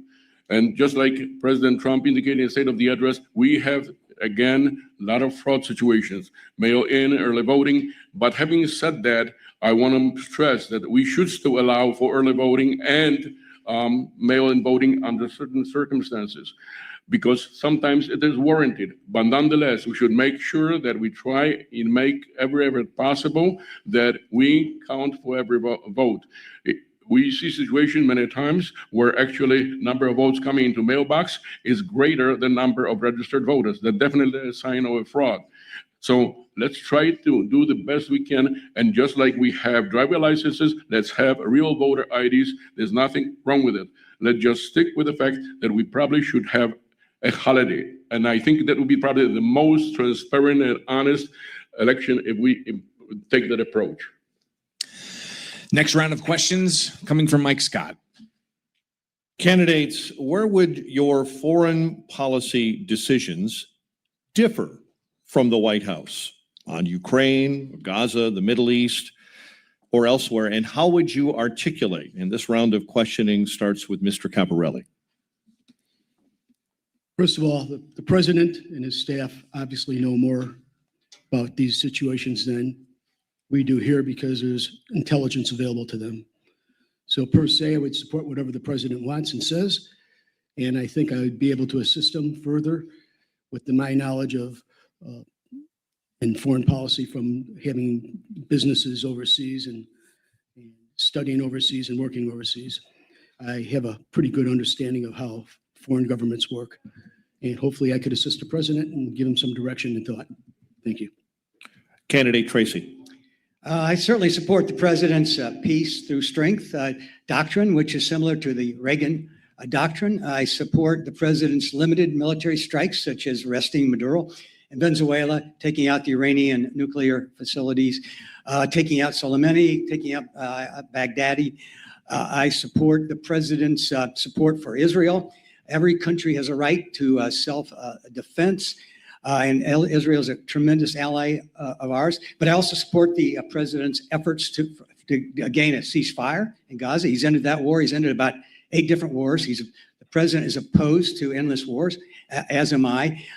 And I support the president's efforts to end the Ukraine war. We must not let Putin win the Ukraine war. And I especially support the efforts to get Europe to walk the talk. They talk tough about defense, but they're not putting their money where their mouth is. And we need to have Europe step up. And I support continuing to provide Ukraine with arms, selling them and providing and making sure that they're accountable for those arms and whatever else we do for them. Candidate Evans, the same question. If at all, where would your foreign policy decisions differ from the White House, and how would you articulate that? Yeah, let me kind of lay out my foreign policy views a little bit and show, where they align with our president. We have been blessed in America and the world really with relative stability since World War II, where we've had an order where powerful countries do not take over and attack and small countries just because they can, because they're powerful. We've had strong structures in place with NATO and our allies to prevent that, and it's led to greater peace and less spending on military, and that's been great. And so with the Russian attack of Ukraine, it's threatening that order, and our president and America and the world has tried to hold the line on Ukraine. I know there are people in America who think, why are we spending money in Ukraine? But really, the people of Ukraine are putting their lives on the line to hold this barrier, to protect this world order. And what our president has done in supplying arms to Ukraine is really the least we can do, because if Russia could take Ukraine, they might start trying to take other countries. We'd have more battlefronts, and it could make the whole world more unstable and cost us more in the long run. It's also so important to hold the line between China and Taiwan. So if Russia took Ukraine, that could embolden China to try to be aggressive against Taiwan. And Taiwan is a strategically very important country for production of semiconductor chips, but also as a line, as a protection of the first island chain and a line of defense to the West from aggression from China. It's also incredibly important to protect shipping, the shipping that happens in the South China Sea. Thank you, Ms. Evans. Thank you. We have time. And we'll ask the same question to Mr. Chlebek. Where would your foreign policy decisions differ from the White House, if at all, and how would you articulate that? First of all, I want to tell you, I am a bit disappointed that actually we still have wars going on, both in Ukraine and in Gaza. People are still dying daily, and we are actually maybe days away from another world war, possibly even. It's the second time in the same country. I don't take it lightly. We should stop that. And to make the point, my major platform of my foreign policy is MULA, making U.S. loved again, believed, loved again.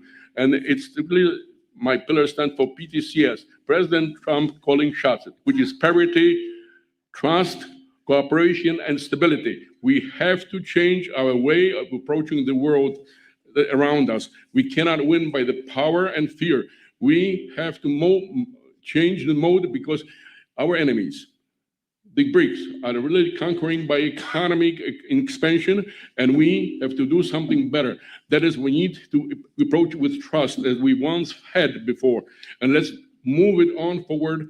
And I do believe that President Trump has that capacity and audacity to do that. So President calling shots will ultimately take a hold, because this is not a winning game. He may be good for the next 5 years, whatever, but there will come a moment where we may have a serious repercussions from our policies of using power and fear as the tool of foreign diplomacy. Let's start a new beginning with the MULA, making U.S. loved again.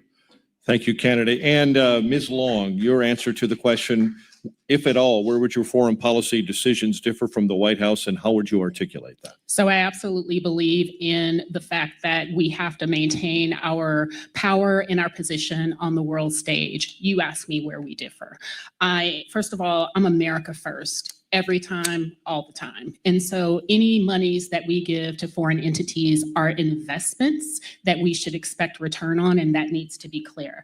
No more wars for our allies. We absolutely destroyed the state of Libya for our allies, and they are literally trading Black people in that country because of our actions. I'm old enough to remember the fact that they told us they were unplugging babies in Iraq, and we found out that was a lie. I want to make sure when we use the strength of our military, we are operating on truth and justice.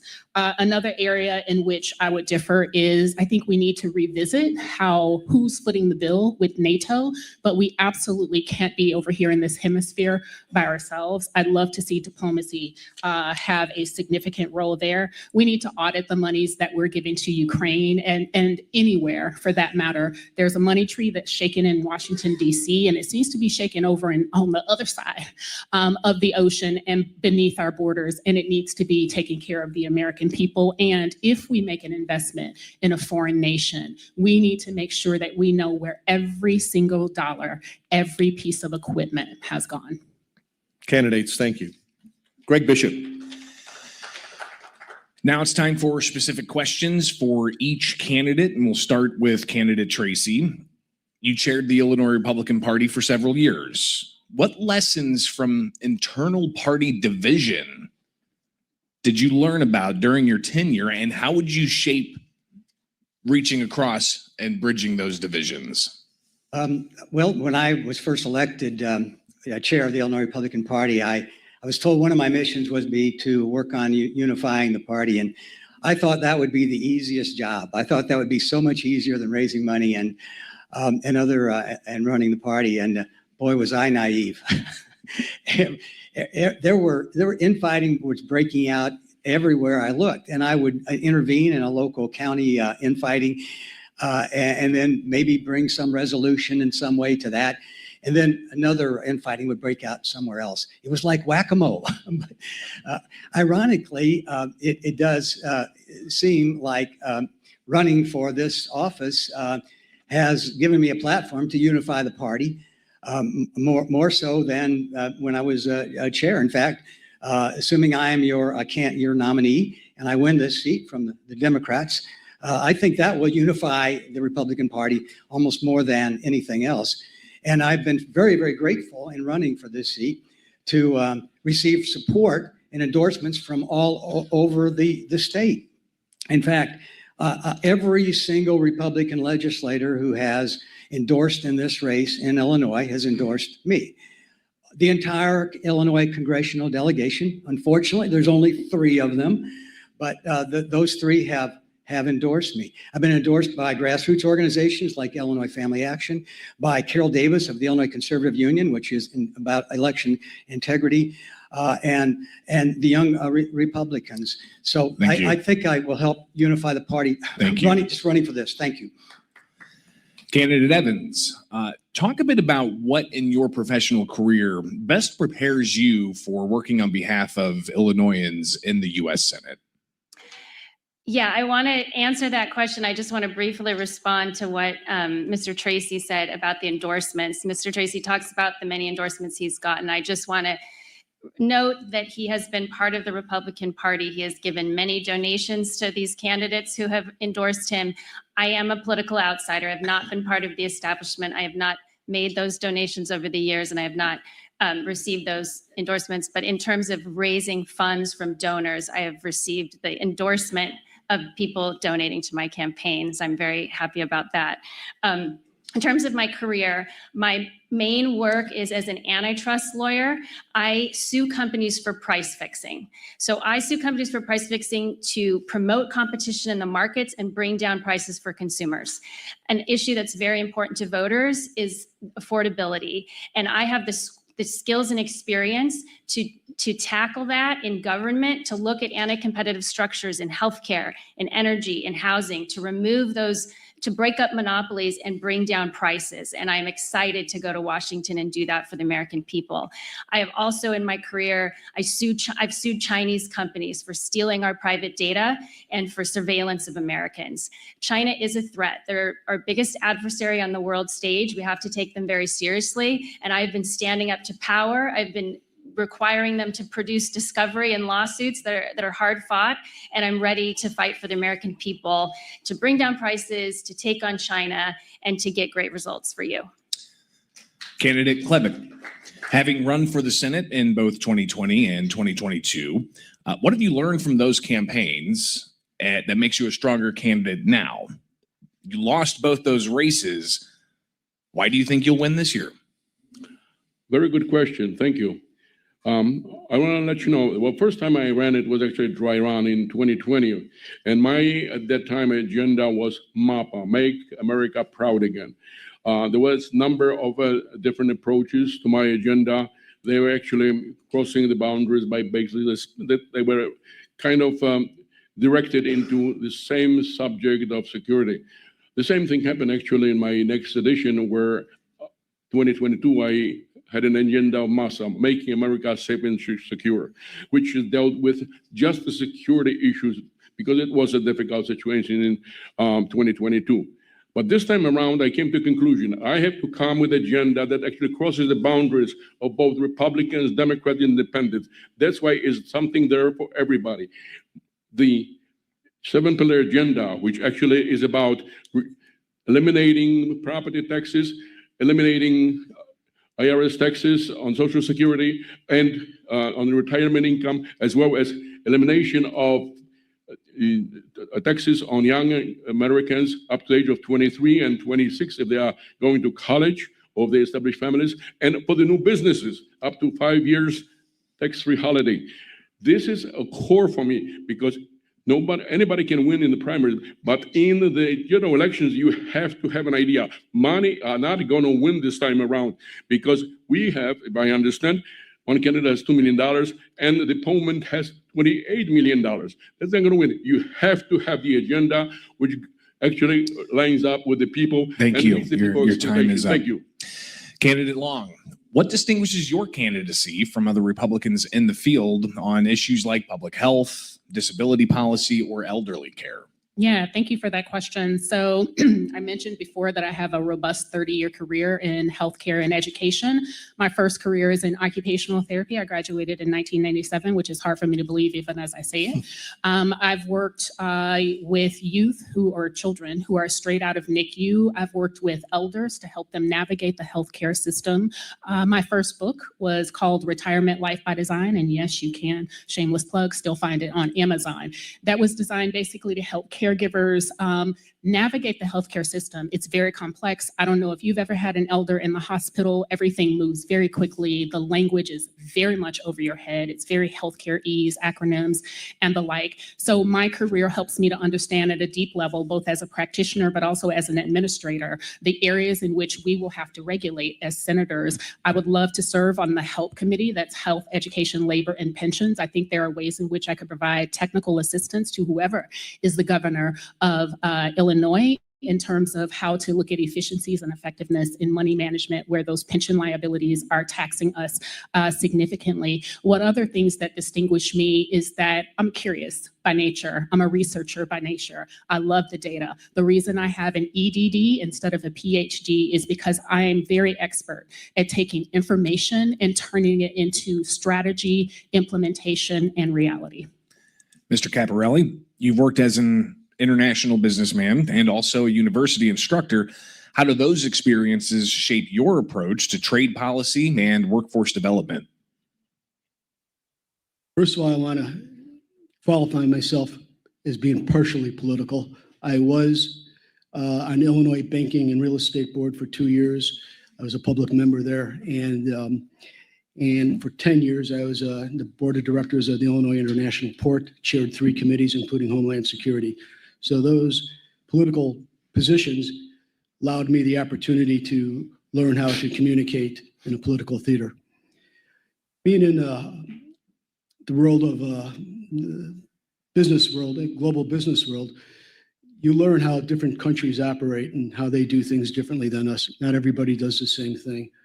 I want to make a little comment about the president's tariffs, because I think mainstream media really misinforms the public.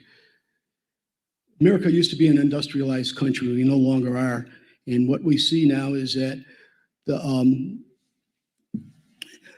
tariffs are starting to take effect. And what we're trying to do is limit Chinese exporting to us. So this is going to force us to manufacture more and create jobs more in America. And I think that should be our goal. I'm all for the tariffs. Thank you. Mike? At this point in the debate, we need to pause for just a moment so we can meet our FCC requirement to properly identify that you are listening to the 2026 Republican senatorial debate on AM 560, The Answer, WIND, Chicago. As we head into round 4 candidates, we will have the same question for all candidates on the stage in this round. And this question will focus on energy policy. Energy policy divides this country and even this state. You cannot travel along I-55 between Chicago and St. Louis without seeing solar farms sprouting up alongside 240 acres of soybeans. How do we boost energy production in the short term?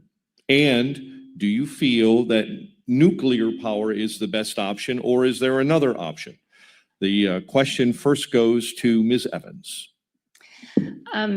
Energy policy, along with talking about energy, we also need to talk about pricing. So one of the problems with energy is that it's getting too expensive. For a lot of people right now, their electric bill is too high for families, but also for businesses. For small businesses I've talked to in Southern Illinois, it's often just unaffordable. So one of the ways we lower prices of energy and also have a better energy policy is to increase our production of energy. So again, drawing on my background as an antitrust lawyer, the way to reduce prices and to increase quality and innovation is through market competition. We need more supply and more competition. So we need to, like what President Trump wants to do, is use all the sources of supply, the oil, the natural gas, the nuclear, the coal, like all the sources we have. The more energy supply we have, companies will be able to innovate, use the type of energy that is best for them. There will be more competition and prices will come down. And in Trump's State of the Union, he just talked about how kind of an innovative idea to have businesses in some cases create their own energy supplies. So all of these things should come to the table. We should be innovating. We've got AI, we've got ways to do better with energy. And so I'm very excited about the future. And part of it is through market competition and increasing our supply.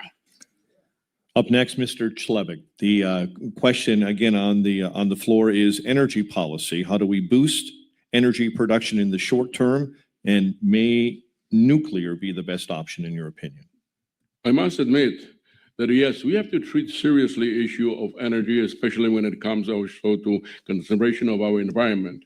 But if you look at it very carefully, what is the percentage of actually savings that we use by using solar or the wind energy? It's minuscule. I think we have to look at it from a practical perspective that for the moment, still the fossil energy is a dominant force. You know, people go to gas stations where you can charge, but they don't ask the question, well, yet they get electric energy, but actually that energy comes from a plant which is run by fossil fuel. And actually, that's 80% of the situation. So I don't subscribe to this, and we should use it in massive manner because it's an eyesore. And sometimes with this solar farms, I see it almost like we are invading areas where we could cultivate agriculture, etc. We have to use alternatives. Yes, I believe nuclear energy is the best way because this is probably the most cleanest way. Obviously, we're not there yet, but if we develop plasma concept, etc., and bring it to our car in a minuscule form of a nuclear engine, then we are home free. But we're not there yet. We are trying to, I think, rush into some solutions which are temporary. There is room for solar, I don't deny that, but it's not something that we should open with open arms because it's not going to help us. It's going to destroy our environment. Thank you, candidate. And Ms. Long, the same question to you. Yes, so we have to do a better job of implementing the 1970s National Environmental Policy Act. It's a bit of legislation that I've talked quite a bit about in my research. The National Environmental Policy Act basically says that every proposed major federal action should undergo a pre-assessment of the impacts on the people holistically, the human environment, not just rocks, trees, but historically, culturally, financially, and the like. Clean nuclear. Absolutely. One of the reasons everything costs so much is we pushed so far to green that we didn't think about a pre-assessment of what would happen if we pushed too soon. So coal was helping us to keep our energy costs low. It's kind of wild to me that we pushed to green, but now we're importing dirty energy in order to be more green. It doesn't make sense.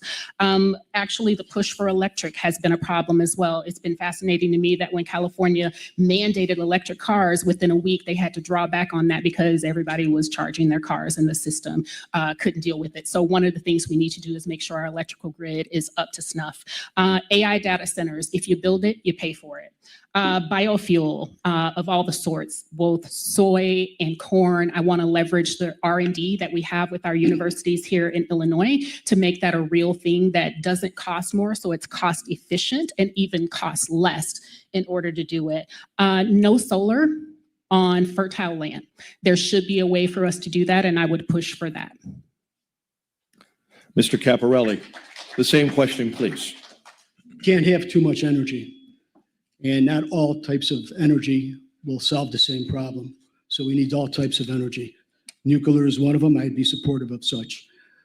Petroleum is probably the biggest energy source that we need, and I'm fully for the continued importation of oil, but at the same time, as President Trump would say, drill, baby, drill.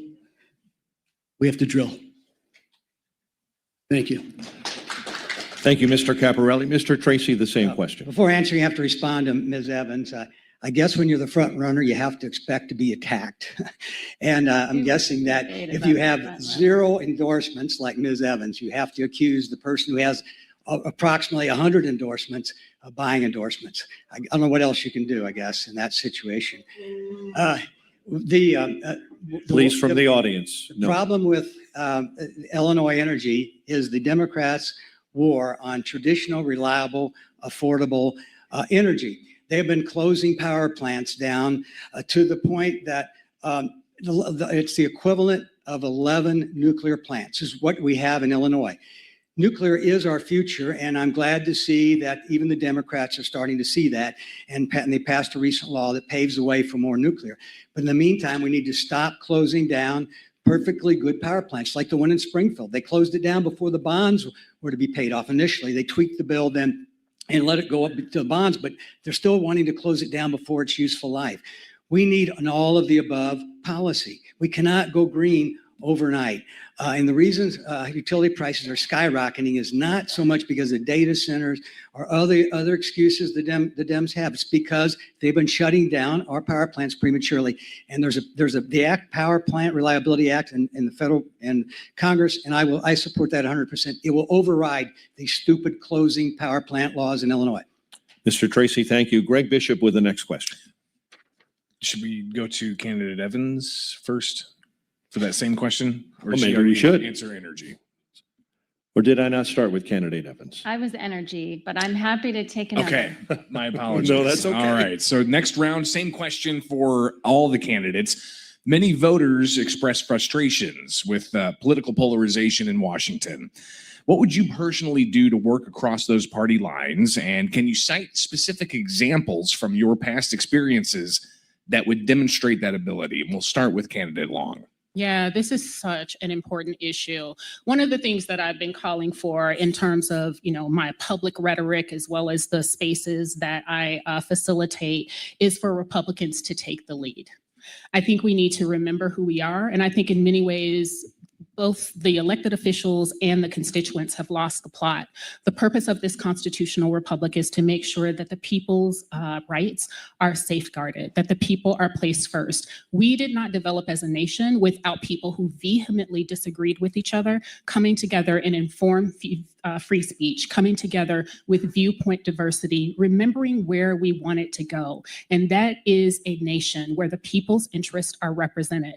We are charged with forming a more perfect union. It's an evergreen call to action. We can't get there if we're pointing fingers at each other, although I realize how easy it is to do that from time to time. Look, we and the Republican side called out cancel culture, right? When it was happening to our president, getting kicked off Twitter and all of that kind of stuff. We in turn can't be the same thing. How I plan to work with people is realizing we have human beings who have run for office, and I can tell y'all it's a lot of work, who are very afraid of losing their position, who are trying to advocate for people. I will sit down eyeball to eyeball with all 534 other offices and talk to them about the barriers that they're seeing in the communities that they represent, the opportunities they would like to see, and find that 80-20 where we can work together for the best interest of Illinoisans, but also for all Americans.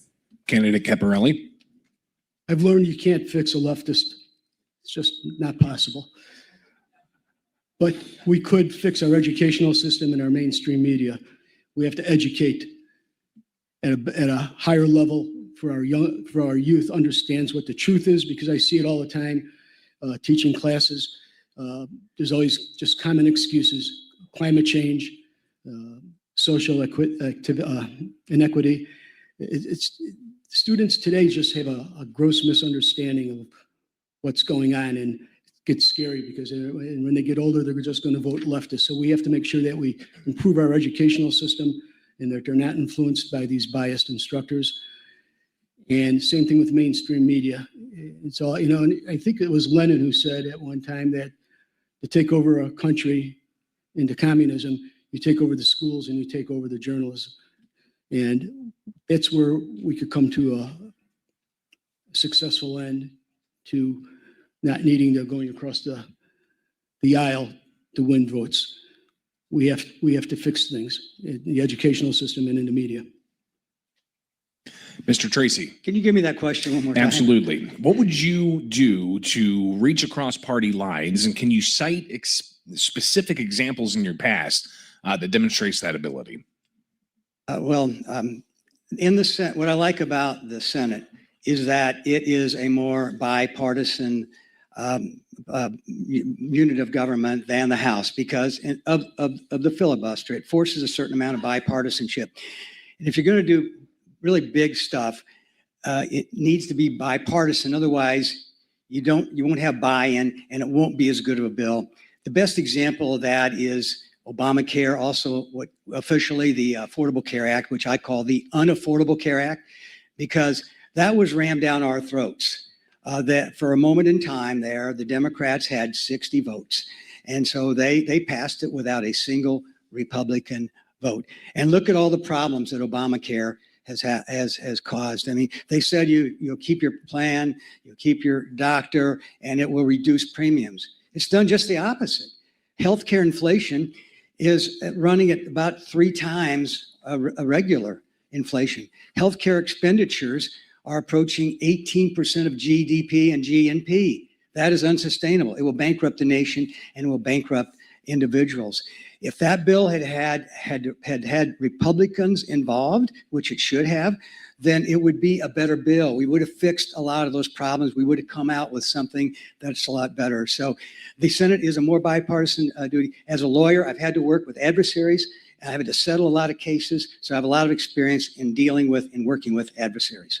Candidate Evans, what would you personally do to work across party lines? And can you cite specific examples in your past to show that ability?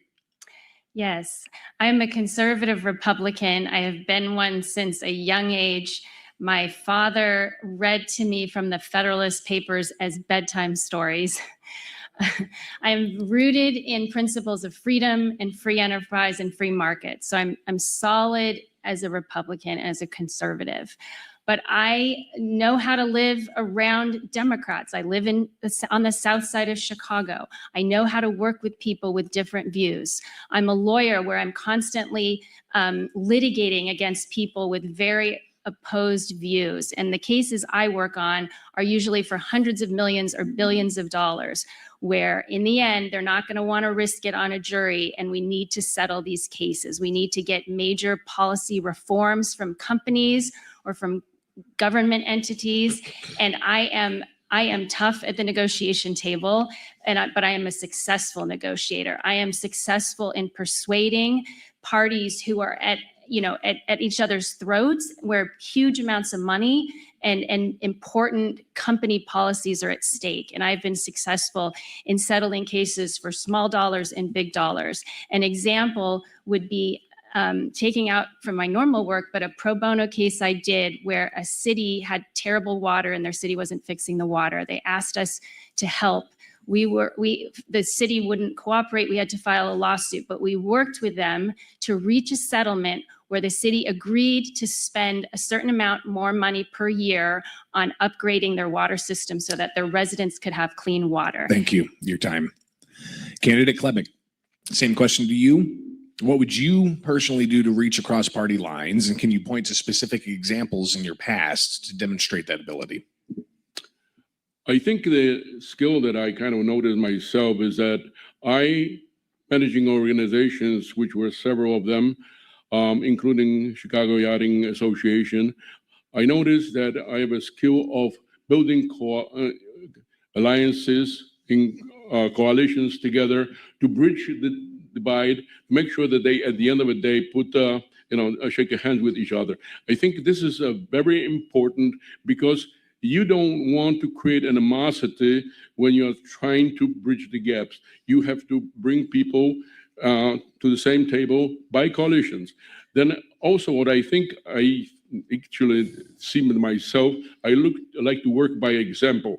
If there's a solution that actually is maybe a dividing solution, but I look at the example in other organizations or in other countries. Actually, even my Magna agenda, several of these solutions are practiced elsewhere in other countries. So they are already very well done, and they're satisfying populace in those countries. That's another way of actually making sure that people see this, there's a solution. Let's come together. And last thing is, I found out that when I was managing my real estate business and being a landlord, that I was able in a court always to make, it meet the expectations of the judge and also even sometimes tenant by actually working with the tenant, let them more work, the plan, whatever. So I want to see this at work. Thank you. Mike? Round 6 of questions contains a specific question for each candidate, and we will start this round with candidate Caparelli. Thank you for joining us tonight, candidate Caparelli. You have a background in world trade as a member of the Illinois International Port Board. In Europe recently, favorability toward U.S. businesses fell, according to surveys, by about 28%. Brand USA seems to be developing some erosion across countries. Do you see murky waters ahead and some volatility, or do you see trade and policy numbers improving under the Trump administration? Well, again, those numbers that you're talking about, they all were accountable during the Democrat administration from Biden, and they are improving under President Trump, and I foresee them to be further improved in the near future. You may have noticed I give short and concise answers. I'm the only one that hasn't gone over the limit yet. And thank you for that, Mr. Caporelli. Thank you. Mr. Tracy, you maintain a position, a policy position that boys should not participate in girls' sports. 27 states have passed laws that require school athletic teams be separated by biological sex. It rejected a House bill that included a transgender ban. While we wait for further rulings from the U.S. Supreme Court after arguments last month, if elected as U.S. Senator, would you work to codify into law a ban on boys in girls' sports? Absolutely. It's so unfair for to women, to girls that train so many years for the Olympics or whatever, like Riley Gaines, whom I had the pleasure of meeting about a month ago, then only to be aced out in a race by a male who has transgendered but has the male chromosomes and is bigger and stronger and faster. The second reason why boys should not be allowed to play in girls' sports is creates a physical danger to the woman.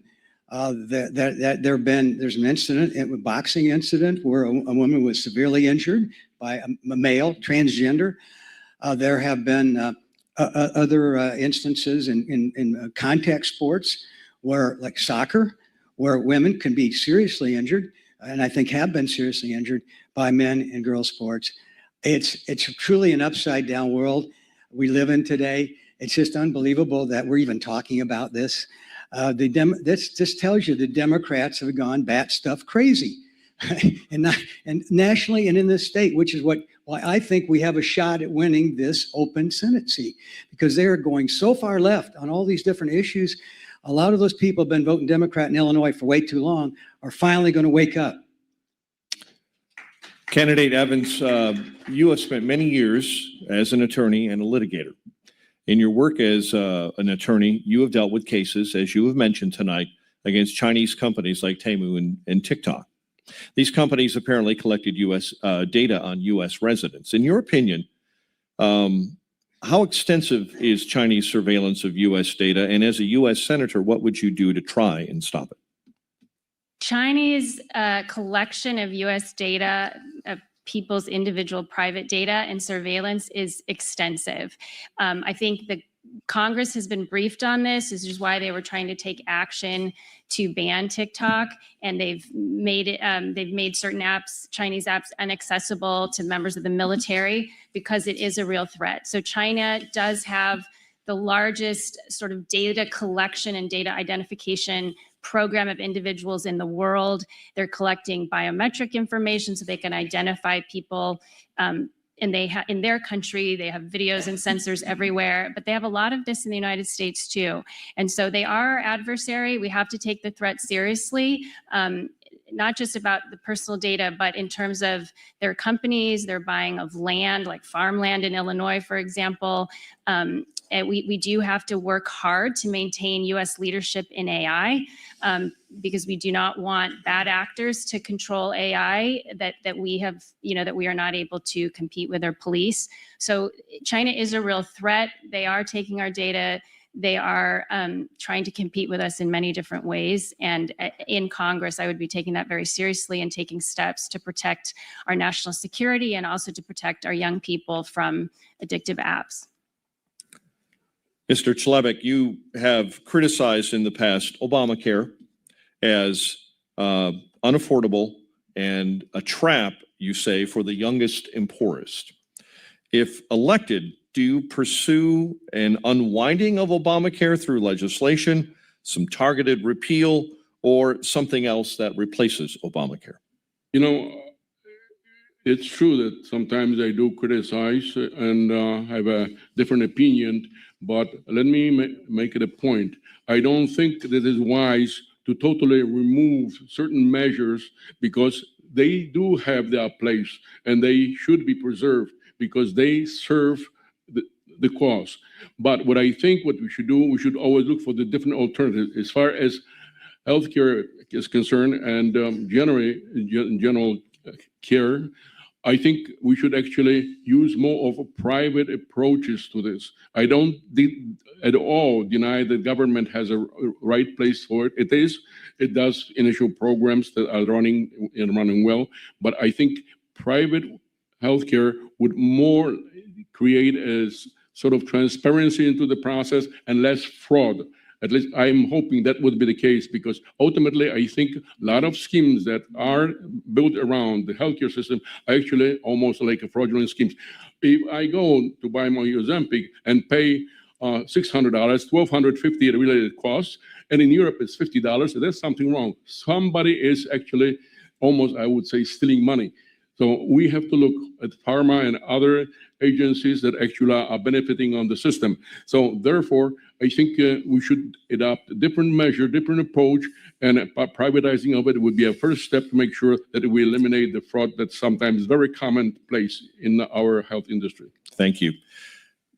Ms. Long, one of your policy priorities is preserving Illinois as an important national and world transportation hub. In fact, 3 major interstates run within a few miles of your home. I-55, I-70, and I-64. Been there many times. If elected to the U.S. Senate, how do you enhance federal funding for roads, bridges, and airports without either increasing gas taxes on an already overburdened consumer, if your goal is keeping Illinois' position as a transportation hub? Yeah, so Chicago is a hub for people and product. We have a lot of congestion. One, we need to make sure that we have regular infrastructure bills so that we can maintain the infrastructure that we have and we can expand capacity. I also want to make sure that we are taking a look at high-speed rail. If we could keep people in Illinois, high-speed rail might become a thing, but Illinois in particular is at a weakness for that, right? We have far too many intersections between cars and rail here. One of the things we need to do also is to make sure that the rails that we have are in good shape, so there's not a lot of slippage that is happening. Candidate, thank you. Greg Bishop with the next round. Same question for all the candidates, 90 seconds each, and we'll start with candidate Tracy. Immigration policy remains one of the most divisive issues in Congress. What reforms would you prioritize to secure the border while also addressing workforce needs and humanitarian concerns? Well, first of all, the president has done an excellent job of closing the border without any legislation. The Democrats are claiming they had the open borders because they needed a law change, but that turned out to be a lie, of course. There are problems with immigration law. For example, waits for the wait time for visa and for citizenship applications are too long. I think we need to address that. The asylum system is being gamed. When 80 to 90% of asylum claims turn out to be denied because they're false claims, there's something wrong there. There is a provision for the public charge. You're not supposed to come to the United States for welfare. You're supposed to come here to work, and you're supposed to come here legally. But the definition of public charge is way too loose, and it is almost meaningless. So that's why so many government benefits are going to illegal aliens. That needs to be fixed as well. My policy on immigration is wide gates and tall fences, and let those fences need to be secure. So I think there's a lot that needs to be done. Also, there is an act that has bipartisan support in the Congress called the Dignity Act that provides a path to legal residency, but not citizenship, not voting. And I would consider that Thank you for your time there. Candidate Evans, same question to you. Immigration policy is an important issue, but very divisive. What reforms would you prioritize to strengthen the border, but also address workforce and humanitarian concerns? Under President Biden, we had millions of people crossing the border illegally. And this led to over probably 10 million illegal immigrants coming under that time. President Trump took the bold action that should have been taken years ago to secure our southern border, which is huge progress. A lot of this has been done through executive order. So one of the first things I would want to do in Congress is to pass legislation to codify those changes so that the next administration after President Trump doesn't make the same mistakes that were made under the Biden administration. So that's the first thing, securing the southern border, very important. After we have that in place, the next thing is to work with Congress to consider our immigration laws and make the decisions about who do we want to come into our country, how many, when, what can we accommodate in terms of our economy, our culture, democracy, what will be best for America. And we do need to think about what are the high-skilled workers we can bring in who are creating jobs. We have been a destination for a lot of skilled people who are creating jobs here in Illinois and across the country, creating innovative companies and startups that are employing us and our kids. And so we want to make sure we're attracting the people that are going to strengthen our country, both in the economy, but also that we're having the right mix to maintain our democracy and our culture and our civic society. Mr. Klebeck, immigration policy. What would you prioritize? Very sensitive issue, and I think especially today we all feel it. But I tell you, the reason we are into this problem is because we have an old system, 100 years old system, which needs a total overhaul to meet the needs of today, to make sure that we absorb immigrants that meet our values and our quotas. Actually, in my first cycle in 2020, I wrote an article in Spanish about what is my perception, how I see the solution. And what I see actually is entire process of vetting should be taken outside of the country, where we literally establish, I call them recruiting centers, where we vet the people who want to come here. Border is for the crossing of legal immigrants. If you don't have illegal immigration, if you do it in mass, you don't have any border. So I do subscribe to the fact that we have to totally overhaul, because if we do that overhaul, we will avoid the situation we have today where ICE is on the streets. We probably will need not the ICE. And more overly, the border protection is on the border. If you go inside the country, it becomes actually a state security issue. And that should be totally different, I think, approach, where we should use judicial warrants, arrest warrants, etc., before yanking people out of the street, or worse, killing them. So I am very sensitive to this, but I see a totally different solution, which has to result by total overhaul of the system that we have right now at hand. Candidate Long, the question on immigration policy. The United States of America is incredibly generous in how many people we let in, both on visas and elsewise. In 1986, a Republican president, along with obviously two houses, facilitated a mass amnesty. That was a huge mistake. Here's my position. No amnesty. We cannot reward illegal immigration. We have to make sure that the pathway to citizenship is an application. We have that application. I would say we need to facilitate more self-deportations where people can leave on their own. And speaking of deportations, there's a way that the media is misconstruing the narrative. We've had 2 million self-deportations, over 500,000 deportations facilitated by ICE and CPD, but the few incidents that we have that are egregious, right, are highlighted, saying that there is a problem. ICE is not like the KKK. Please do not insult me as a 7th generation American by saying that. We need to end the exportation of higher education. It was placed as a high priority export. We need to change that. Within 90 days of taking office, I will correct the birthright citizenship citizenship debacle that we have. The bill that I've written is called The Original Intent of Birthright Citizenship. Surely, the radical Republicans who were seeking to make sure that free Negroes and newly freed slaves did not intend for people to come over here and shoehorn. As a matter of fact, the folks who founded that or wrote that said this law shall not include, of course, the babies of foreigners and aliens. Aliens is a legal term. Thank you it's for not an insult. Your time is up. Mr. Caparelli, same question to you. What reforms would you prioritize to strengthen the border, but also address workforce needs and humanitarian concerns? While I support legal immigration, I agree with President Trump on his actions to close the border and to discard those who are here illegally, because illegal means unlawful.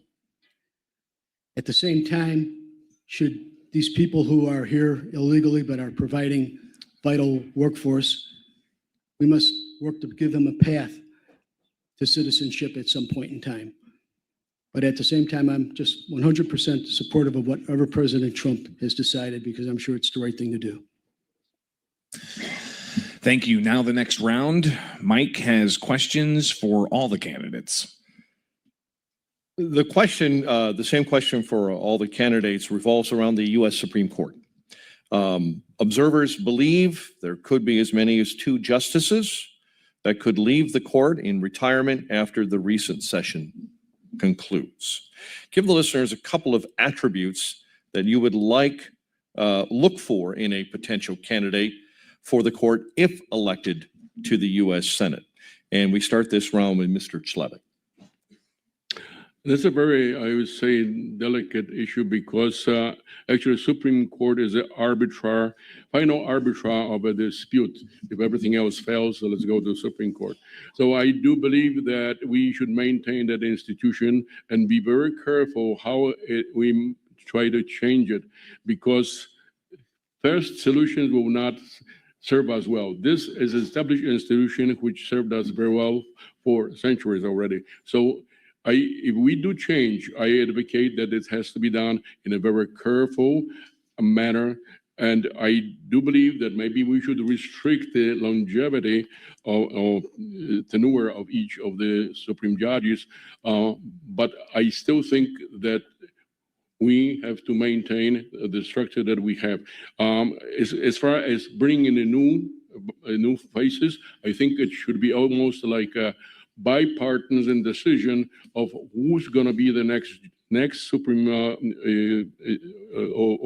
in a position of a Supreme Court, because it is not serving us well where it is going in a direction of different parties.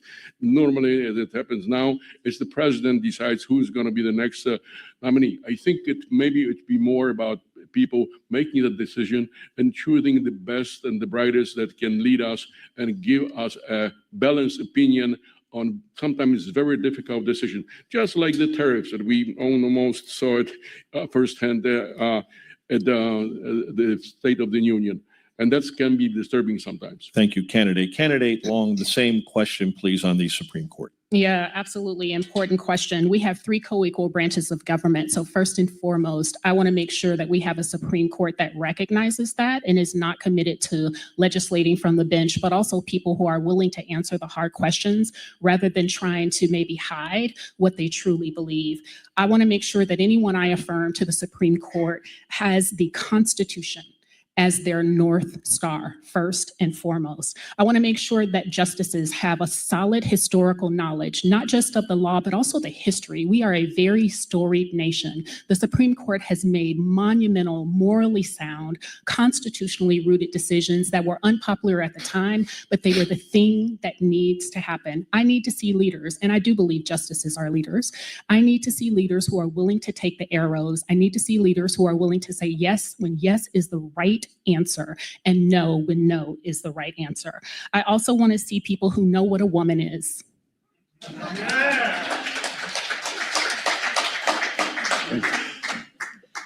Thank you, candidate. Mr. Caparelli, same question, please. My late father always told me I can't name call, so I'm going to use some adjectives and adverbs here. We have enough people acting like whack jobs in the Supreme Court, and I'm sure President Trump is very disappointed in his last 2 appointments, Kavanaugh and Barrett. So I hope you pick somebody that's absolutely conservative. And I'm going to throw a couple names out: Senator Mike Lee and Senator Ted Cruz. Candidate Tracy, your answer to the same question. Well, first, I think both Senators Lee and Cruz would be excellent appointees to the Supreme Court. As a lawyer, I was president of the Sangamon County Bar Association. That's my home county. I was also active in the Illinois State Bar Association, secretary of the Illinois Bar Foundation, and among other things, I was chairman of the Judicial Advisory Polls Committee, which polls lawyers in a potential judge's area on various characteristics of being a judge. And then they release those polls to the public as a guide to voters, because in Illinois, judges are elected, as we all know. And one of those characteristics that is, I think, is pretty important to me anyway, is judicial temperament. Because you can be the smartest guy if you think you're the smartest guy in the room, I'm not sure you're going to be the best judge, because that means you probably don't listen well, and you probably don't treat the people in front of you with the dignity that they deserve. So I think judicial temperament is most important. But on the Supreme Court in particular, what's really important is that we confirm real judges, not judicial legislators, like in the Roe versus Wade case. That was a made-up law. They completely made up the right to abortion in the Constitution out of whole cloth. Those are the kind of judges we don't need. We don't need judicial activist legislative judges. So I would look for judges that are real judges and that interpret the law and don't make the law. Thank you, candidate. Ms. Evans, as a litigator, what would you look like, and if elected to the U.S. Senate, as someone that would come before you as being reviewed for a potential seat on the U.S. Supreme Court? Yeah, first, I just want to clarify that, yes, it would be our president who would be making the nominations. Our president has the constitutional authority to make the nominations and to choose those people who he believes will be faithful in applying the Constitution and applying original intent and respect for our Republican, our democracy, our democratic republic. So as a senator, what I'd be looking for is justices who are faithful to the Constitution, to applying the law, enforcing, applying the law as it stands of the Constitution and the other many statutes that come before them, federal and state statutes. And I'd be looking for honesty, integrity, character. So we know we have honest, good people as judges trying to make the right decisions, and that they are rooted in a love for the Constitution and a loyalty to applying it fairly and honestly, so we can uphold the freedoms that we have in America. The next round will go to Greg Bishop. Same question for all of the candidates, and we'll start with candidate Long. Artificial intelligence and emerging technologies are advancing faster than regulation is. While some states are looking to regulate, what role should Congress play in regulating artificial intelligence while still encouraging innovation? Yeah, I think there has to be an organizing principle around AI, that it is to be an aid and a supplement to human decision-making, human labor, and the like. That's a meta sort of question. In addition to that, there are ways that AI is really leveraging people's likeness, their voice, their image, that has caused a lot of problems, and I would even say trauma, for people to find their face engaged in things that they did not engage in. So one, I think Americans or people are going to have to be allowed to copyright their voice, image, and likeness, and for there to be penalties for people who abuse or misuse that voice, image, likeness, and other elements of copyrightability. I also believe that any AI augmented political messages for sure should have a visible warning at the beginning. If it's auditory, it should have an auditory warning, and perhaps a warning throughout or a notice throughout that this was augmented by AI. I do believe that the Department of Justice, an executive area for sure, will need to have a special unit to actually adjudicate these claims of copyright infringement,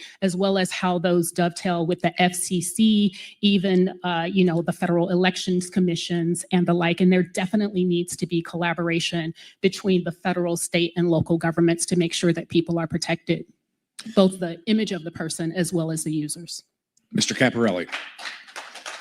AI scares me because it's misleading. And there needs to be intense government regulation at both the government and the private levels to control it so it doesn't mislead others. Mr. Tracy. AI is a powerful force. Some say that whoever controls AI will control the world. And that's why we cannot let China win the race to have the best AI. So regulating AI has national security implications. It needs to be regulated to some extent, but we can't regulate it so much that we strangulate it and lose the race to China. And it needs to be regulated for the reasons that I believe that Dr. Long mentioned, to protect privacy, intellectual property, and things like that. But for one thing is, so it's not, nobody has the answer to that right now, but we need to proceed with care.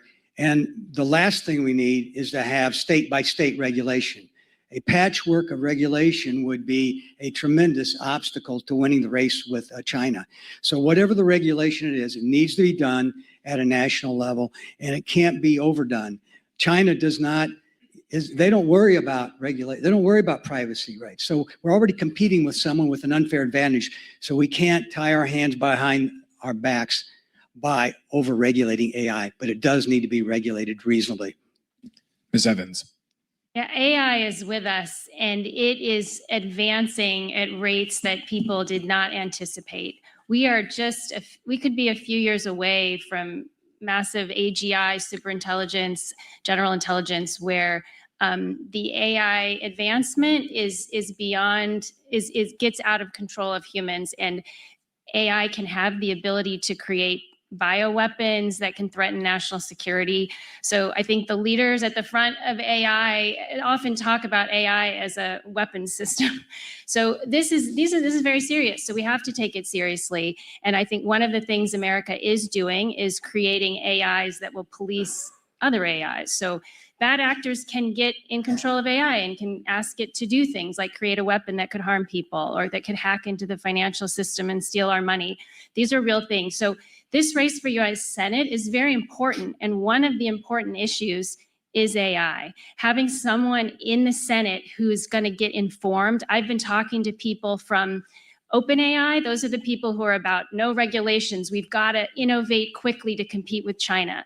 Then we've got the kind of leaders of Anthropic who are more about we need some reasonable guardrails. We have to have some guardrails and some precautions to protect national security, to protect us and our young people and the kind of content that we're getting and the ways AI can interact with us. So we need experts who, we need to be getting all these expert opinions about how to do this and how to find the right balance.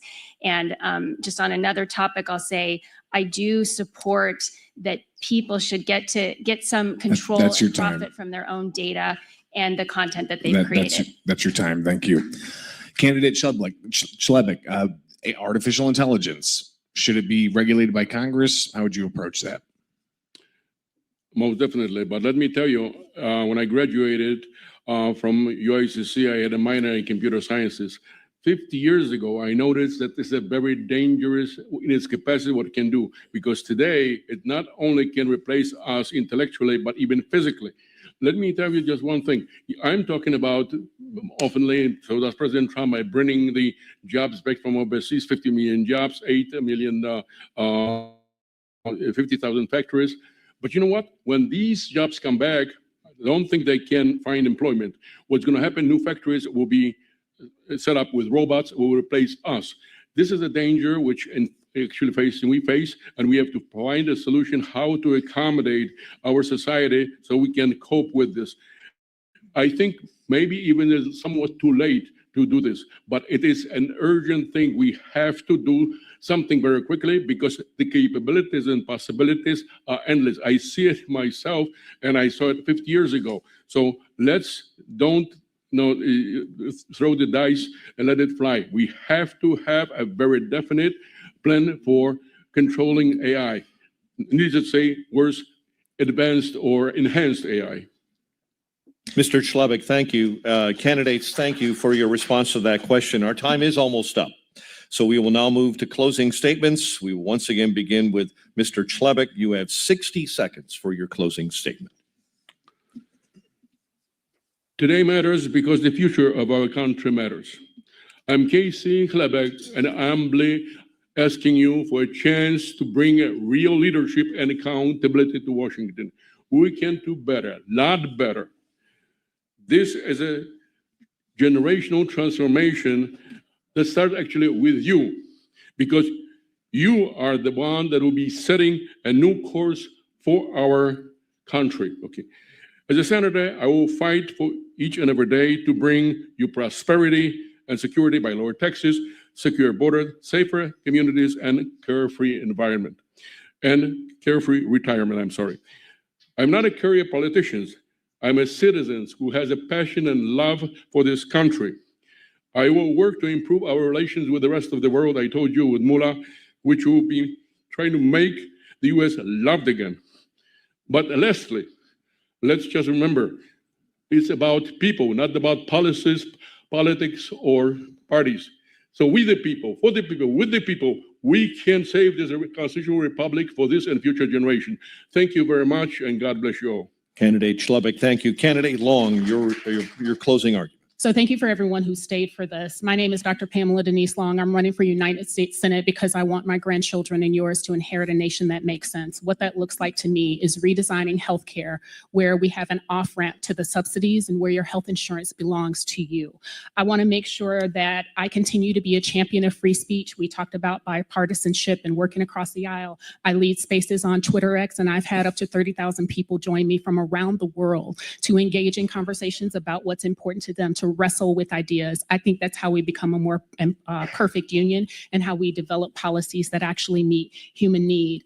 We talk a lot about flipping Chicago or Illinois red. You do that with real, authentic relationships. I've built those real, authentic relationships with the folks that we need to flip, so to speak, but really it's being seen and solving real problems. One of the things that I've presented is something called the lineage-based investment. There's a lot of misconceptions about that. I'd love for you to visit my website. I'm trying to sunset minority spending, but one of the things we need to do is make sure that misappropriate money, where everyone who's not a straight white Christian male can fly over here and for some reason get special dispensation. It's wrong, it's wasteful. We need to redirect that toward Americans first. 8 out of 10 conservatives that I talk to about it agree with it, so check it out. The other thing, I'm endorsed by Veterans for America First. What I want to make sure is for those who've bled and died for this nation, that they are prioritized. I want to make sure your transition, that the skills you acquire in the military transition to home. My name is Pamela Denise Long. Make sure you Google me and visit my website. Thank you. Candidate, thank you. Mr. Caporelli. As a common sense conservative, I'm positioning myself for an upset here. I have the education, the experience, and the energy to drop the gloves with the Democrats and beat them. Matter of fact, I'm so far off the right, I should be over there. But I will say this. Should I not win, I will gladly support any one of these other candidates to beat the Democrats. Candidate Tracy. There are 8 statewide offices in Illinois, including the 2 U.S. Senate seats. This open U.S. Senate seat is a terrific opportunity for the right candidate to win as an Illinois Republican. But winning it will not be easy. And in a blue state like Illinois, it is highly unlikely that a candidate with little or no political experience and 0 governing experience will be able to defeat a well-funded career politician, Democrat, elected official on the other side, which is who we will be facing. I am the most qualified candidate to win that seat. I know how to build and organize organizations. I know how to work with diverse coalitions, which is a bit like herding cats. I know how to raise money. That was my principal job as Illinois State Chairman. And as a lawyer, I know how to deal with adversaries. If I'm elected as your new U.S. Senator, I will represent your interest in Washington, not special interest. Don't be crazy. Vote for Tracy. And finally tonight, Candidate Evans. It is time for a fresh face of the Republican Party in Illinois. I am not part of the establishment. I've not run before. I am bringing a fresh voice. I am a mom. I'm a successful lawyer. I have worked and been successful in helping Americans for years. I am ready to work with our president to cut the red tape and cut the taxes so that businesses can thrive and create jobs for people in Illinois. I am tough in the courtroom. I'm tough in the negotiation table. I've gotten great results for Americans, and I am ready to get great results for you. I ask for your vote, Jeannie Evans, for United States Senate on March 17th. I will be the last name on the ballot, and I would be honored to partner with you to flip the United States Senate seat red. Thank you. Our time for tonight's debate is up. We want to thank each one of you candidates who chose to participate tonight. Audience, you may now give them a round of applause.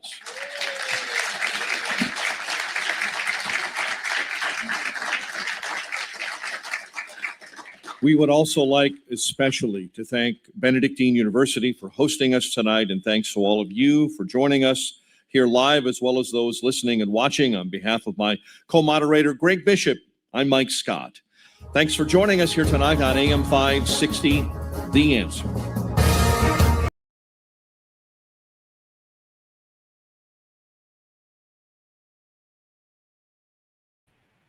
Hold on, family. Oh, child, the ghetto.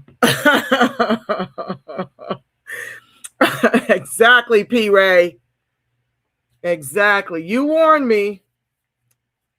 I gave them an opportunity, and yeah, very disgusted and disappointed in Chicago Flips Red for sabotaging or attempting to sabotage Dr. Pamela Denise Long's campaign, when, as you see from this debate, she is clearly the most qualified. You know, that gentleman was saying something about being a career politician, making him the best person for the job. I don't think so. I think that's the problem. I think that's why Trump has won presidency twice. He wasn't a career politician. So I just couldn't wait for Dr. Long to speak. Every time I just got a little distracted here and there, but as soon as she spoke, I was right in there. Not quite sure what I'm going to do. I might edit the others out to focus solely on her. She was so engaging, so poised, so prepared. And I couldn't be prouder to endorse her. I need for my Chicagoans to get out here and do what needs to be done, because she has clearly been very inclusive of us. When you visit her website, it's posted there, where you can also make donations. She's still on the campaign trail. It is very imperative that we turn out the vote in Obama-style numbers to help her get to the victory. And I do hope seeing this debate has convinced you of her capabilities as well. She's all over the place. Just Google her name and you'll be able to see her speaking in many spaces. And definitely visit her website, drop a donation, help her to get to the victory. We need the first to win the Republican primary, and then we need to ensure she defeats the Democrats midterms. Okay? That's what you've been charged to do. You've got to get to the place where you understand and understand and overstand that while you are a Black American Negro freedman, your nationality is American. And so you definitely want to start looking out for candidates in every aspect of government that has you and your lineage in mind. This is no different than any other group. Everyone has their own set of interests, while we've been expected to just show up and vote blue no matter who, no matter what. Those days are over. And so we need to send the loudest wake-up call that we're still the swing vote. We are still the swing, and we need to leverage it. We cannot allow ourselves to sit back on the sofa while everyone but us takes over the country and doesn't champion our interest. We must get to the place where we get out of our emotional bag and understand it's a policy thing, not a party thing. And above all else, it's our lineage flourishing thing. You dig? Are you picking up what I'm putting down? I sure hope so. So, I'm all the way in California. Ahsun Powell is in the DMV. Arthur and Mama Doris are in Chicago. I bring that to your awareness because it doesn't matter where you are in this country, you can support. You can like, share this video, help to make it go viral amongst your people in Chicago, all over Illinois, because as has been mentioned several times tonight, she's running for the U.S. Senate. Her being there doesn't just impact the state of Illinois. It impacts us nationwide. And so we can't sit up here and have this caliber of talent running for office. P. Ray Easley is running for office. They're putting everything on the line so that we can no longer be taxed without representation. They're doing that for the people. Because I can promise you, they're not getting the funding that these other candidates have. Because our people, by and large, don't have it. So they're using a lot of their own resources to get themselves over the finish line. And the least we can do is to assist them. Now, I know you all are wondering, where have I been? Well, I've been concentrating on the direction to take this channel because I'm not going to be over here trauma bonding and not have solutions. And so these kind of solutions bring me to the platform. You can log into anybody and hear all the grievances going on. What is the solution? And if I can't bring you a solution, I protect my mental, my spiritual, my physical, and not allow myself to get dragged down in the dramatic of it all, the political theater of it all. It's way too taxing.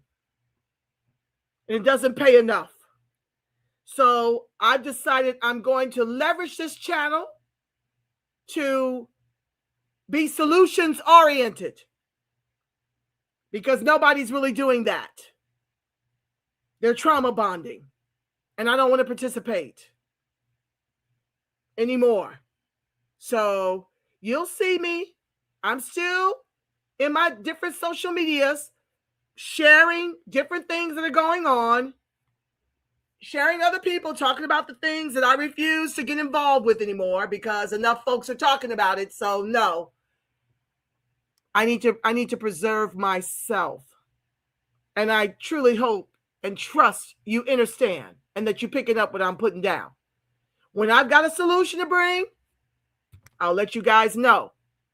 And right now, Dr. Pamela Denise Long is a solution. Perhaps P. Ray Easley will come and spend some time with us next time so that we can hear her agenda and see what she's got going on. I haven't spoken with her and had her on in a long time. But yeah, it's time to push out candidates who understand that Black American Negro freedmen are American and that we deserve to get something in exchange for our votes.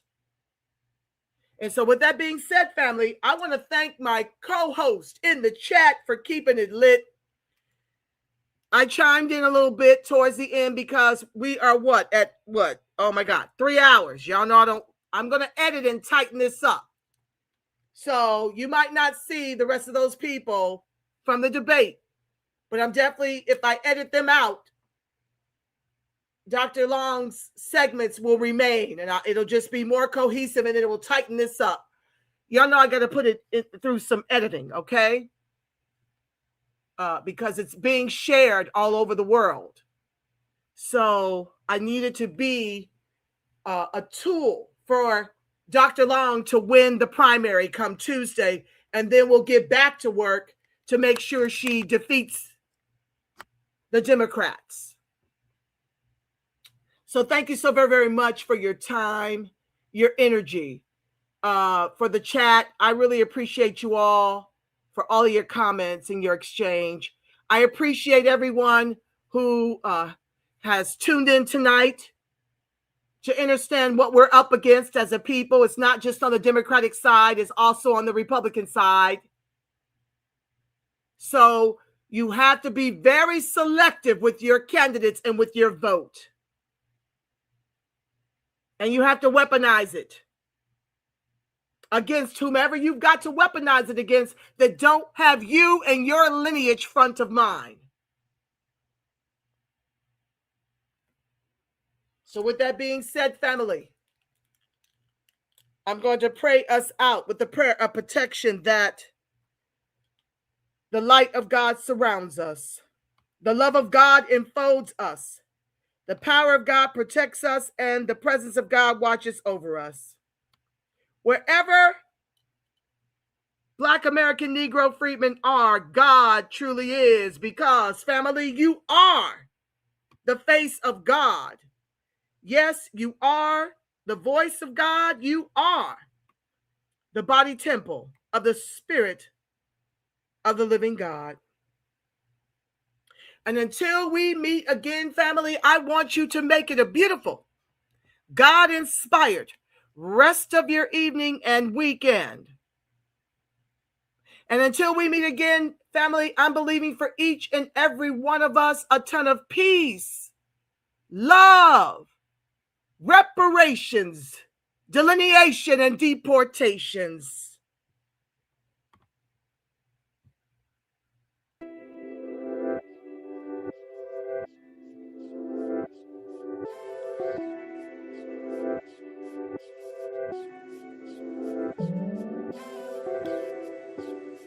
Good night, family. Thank you.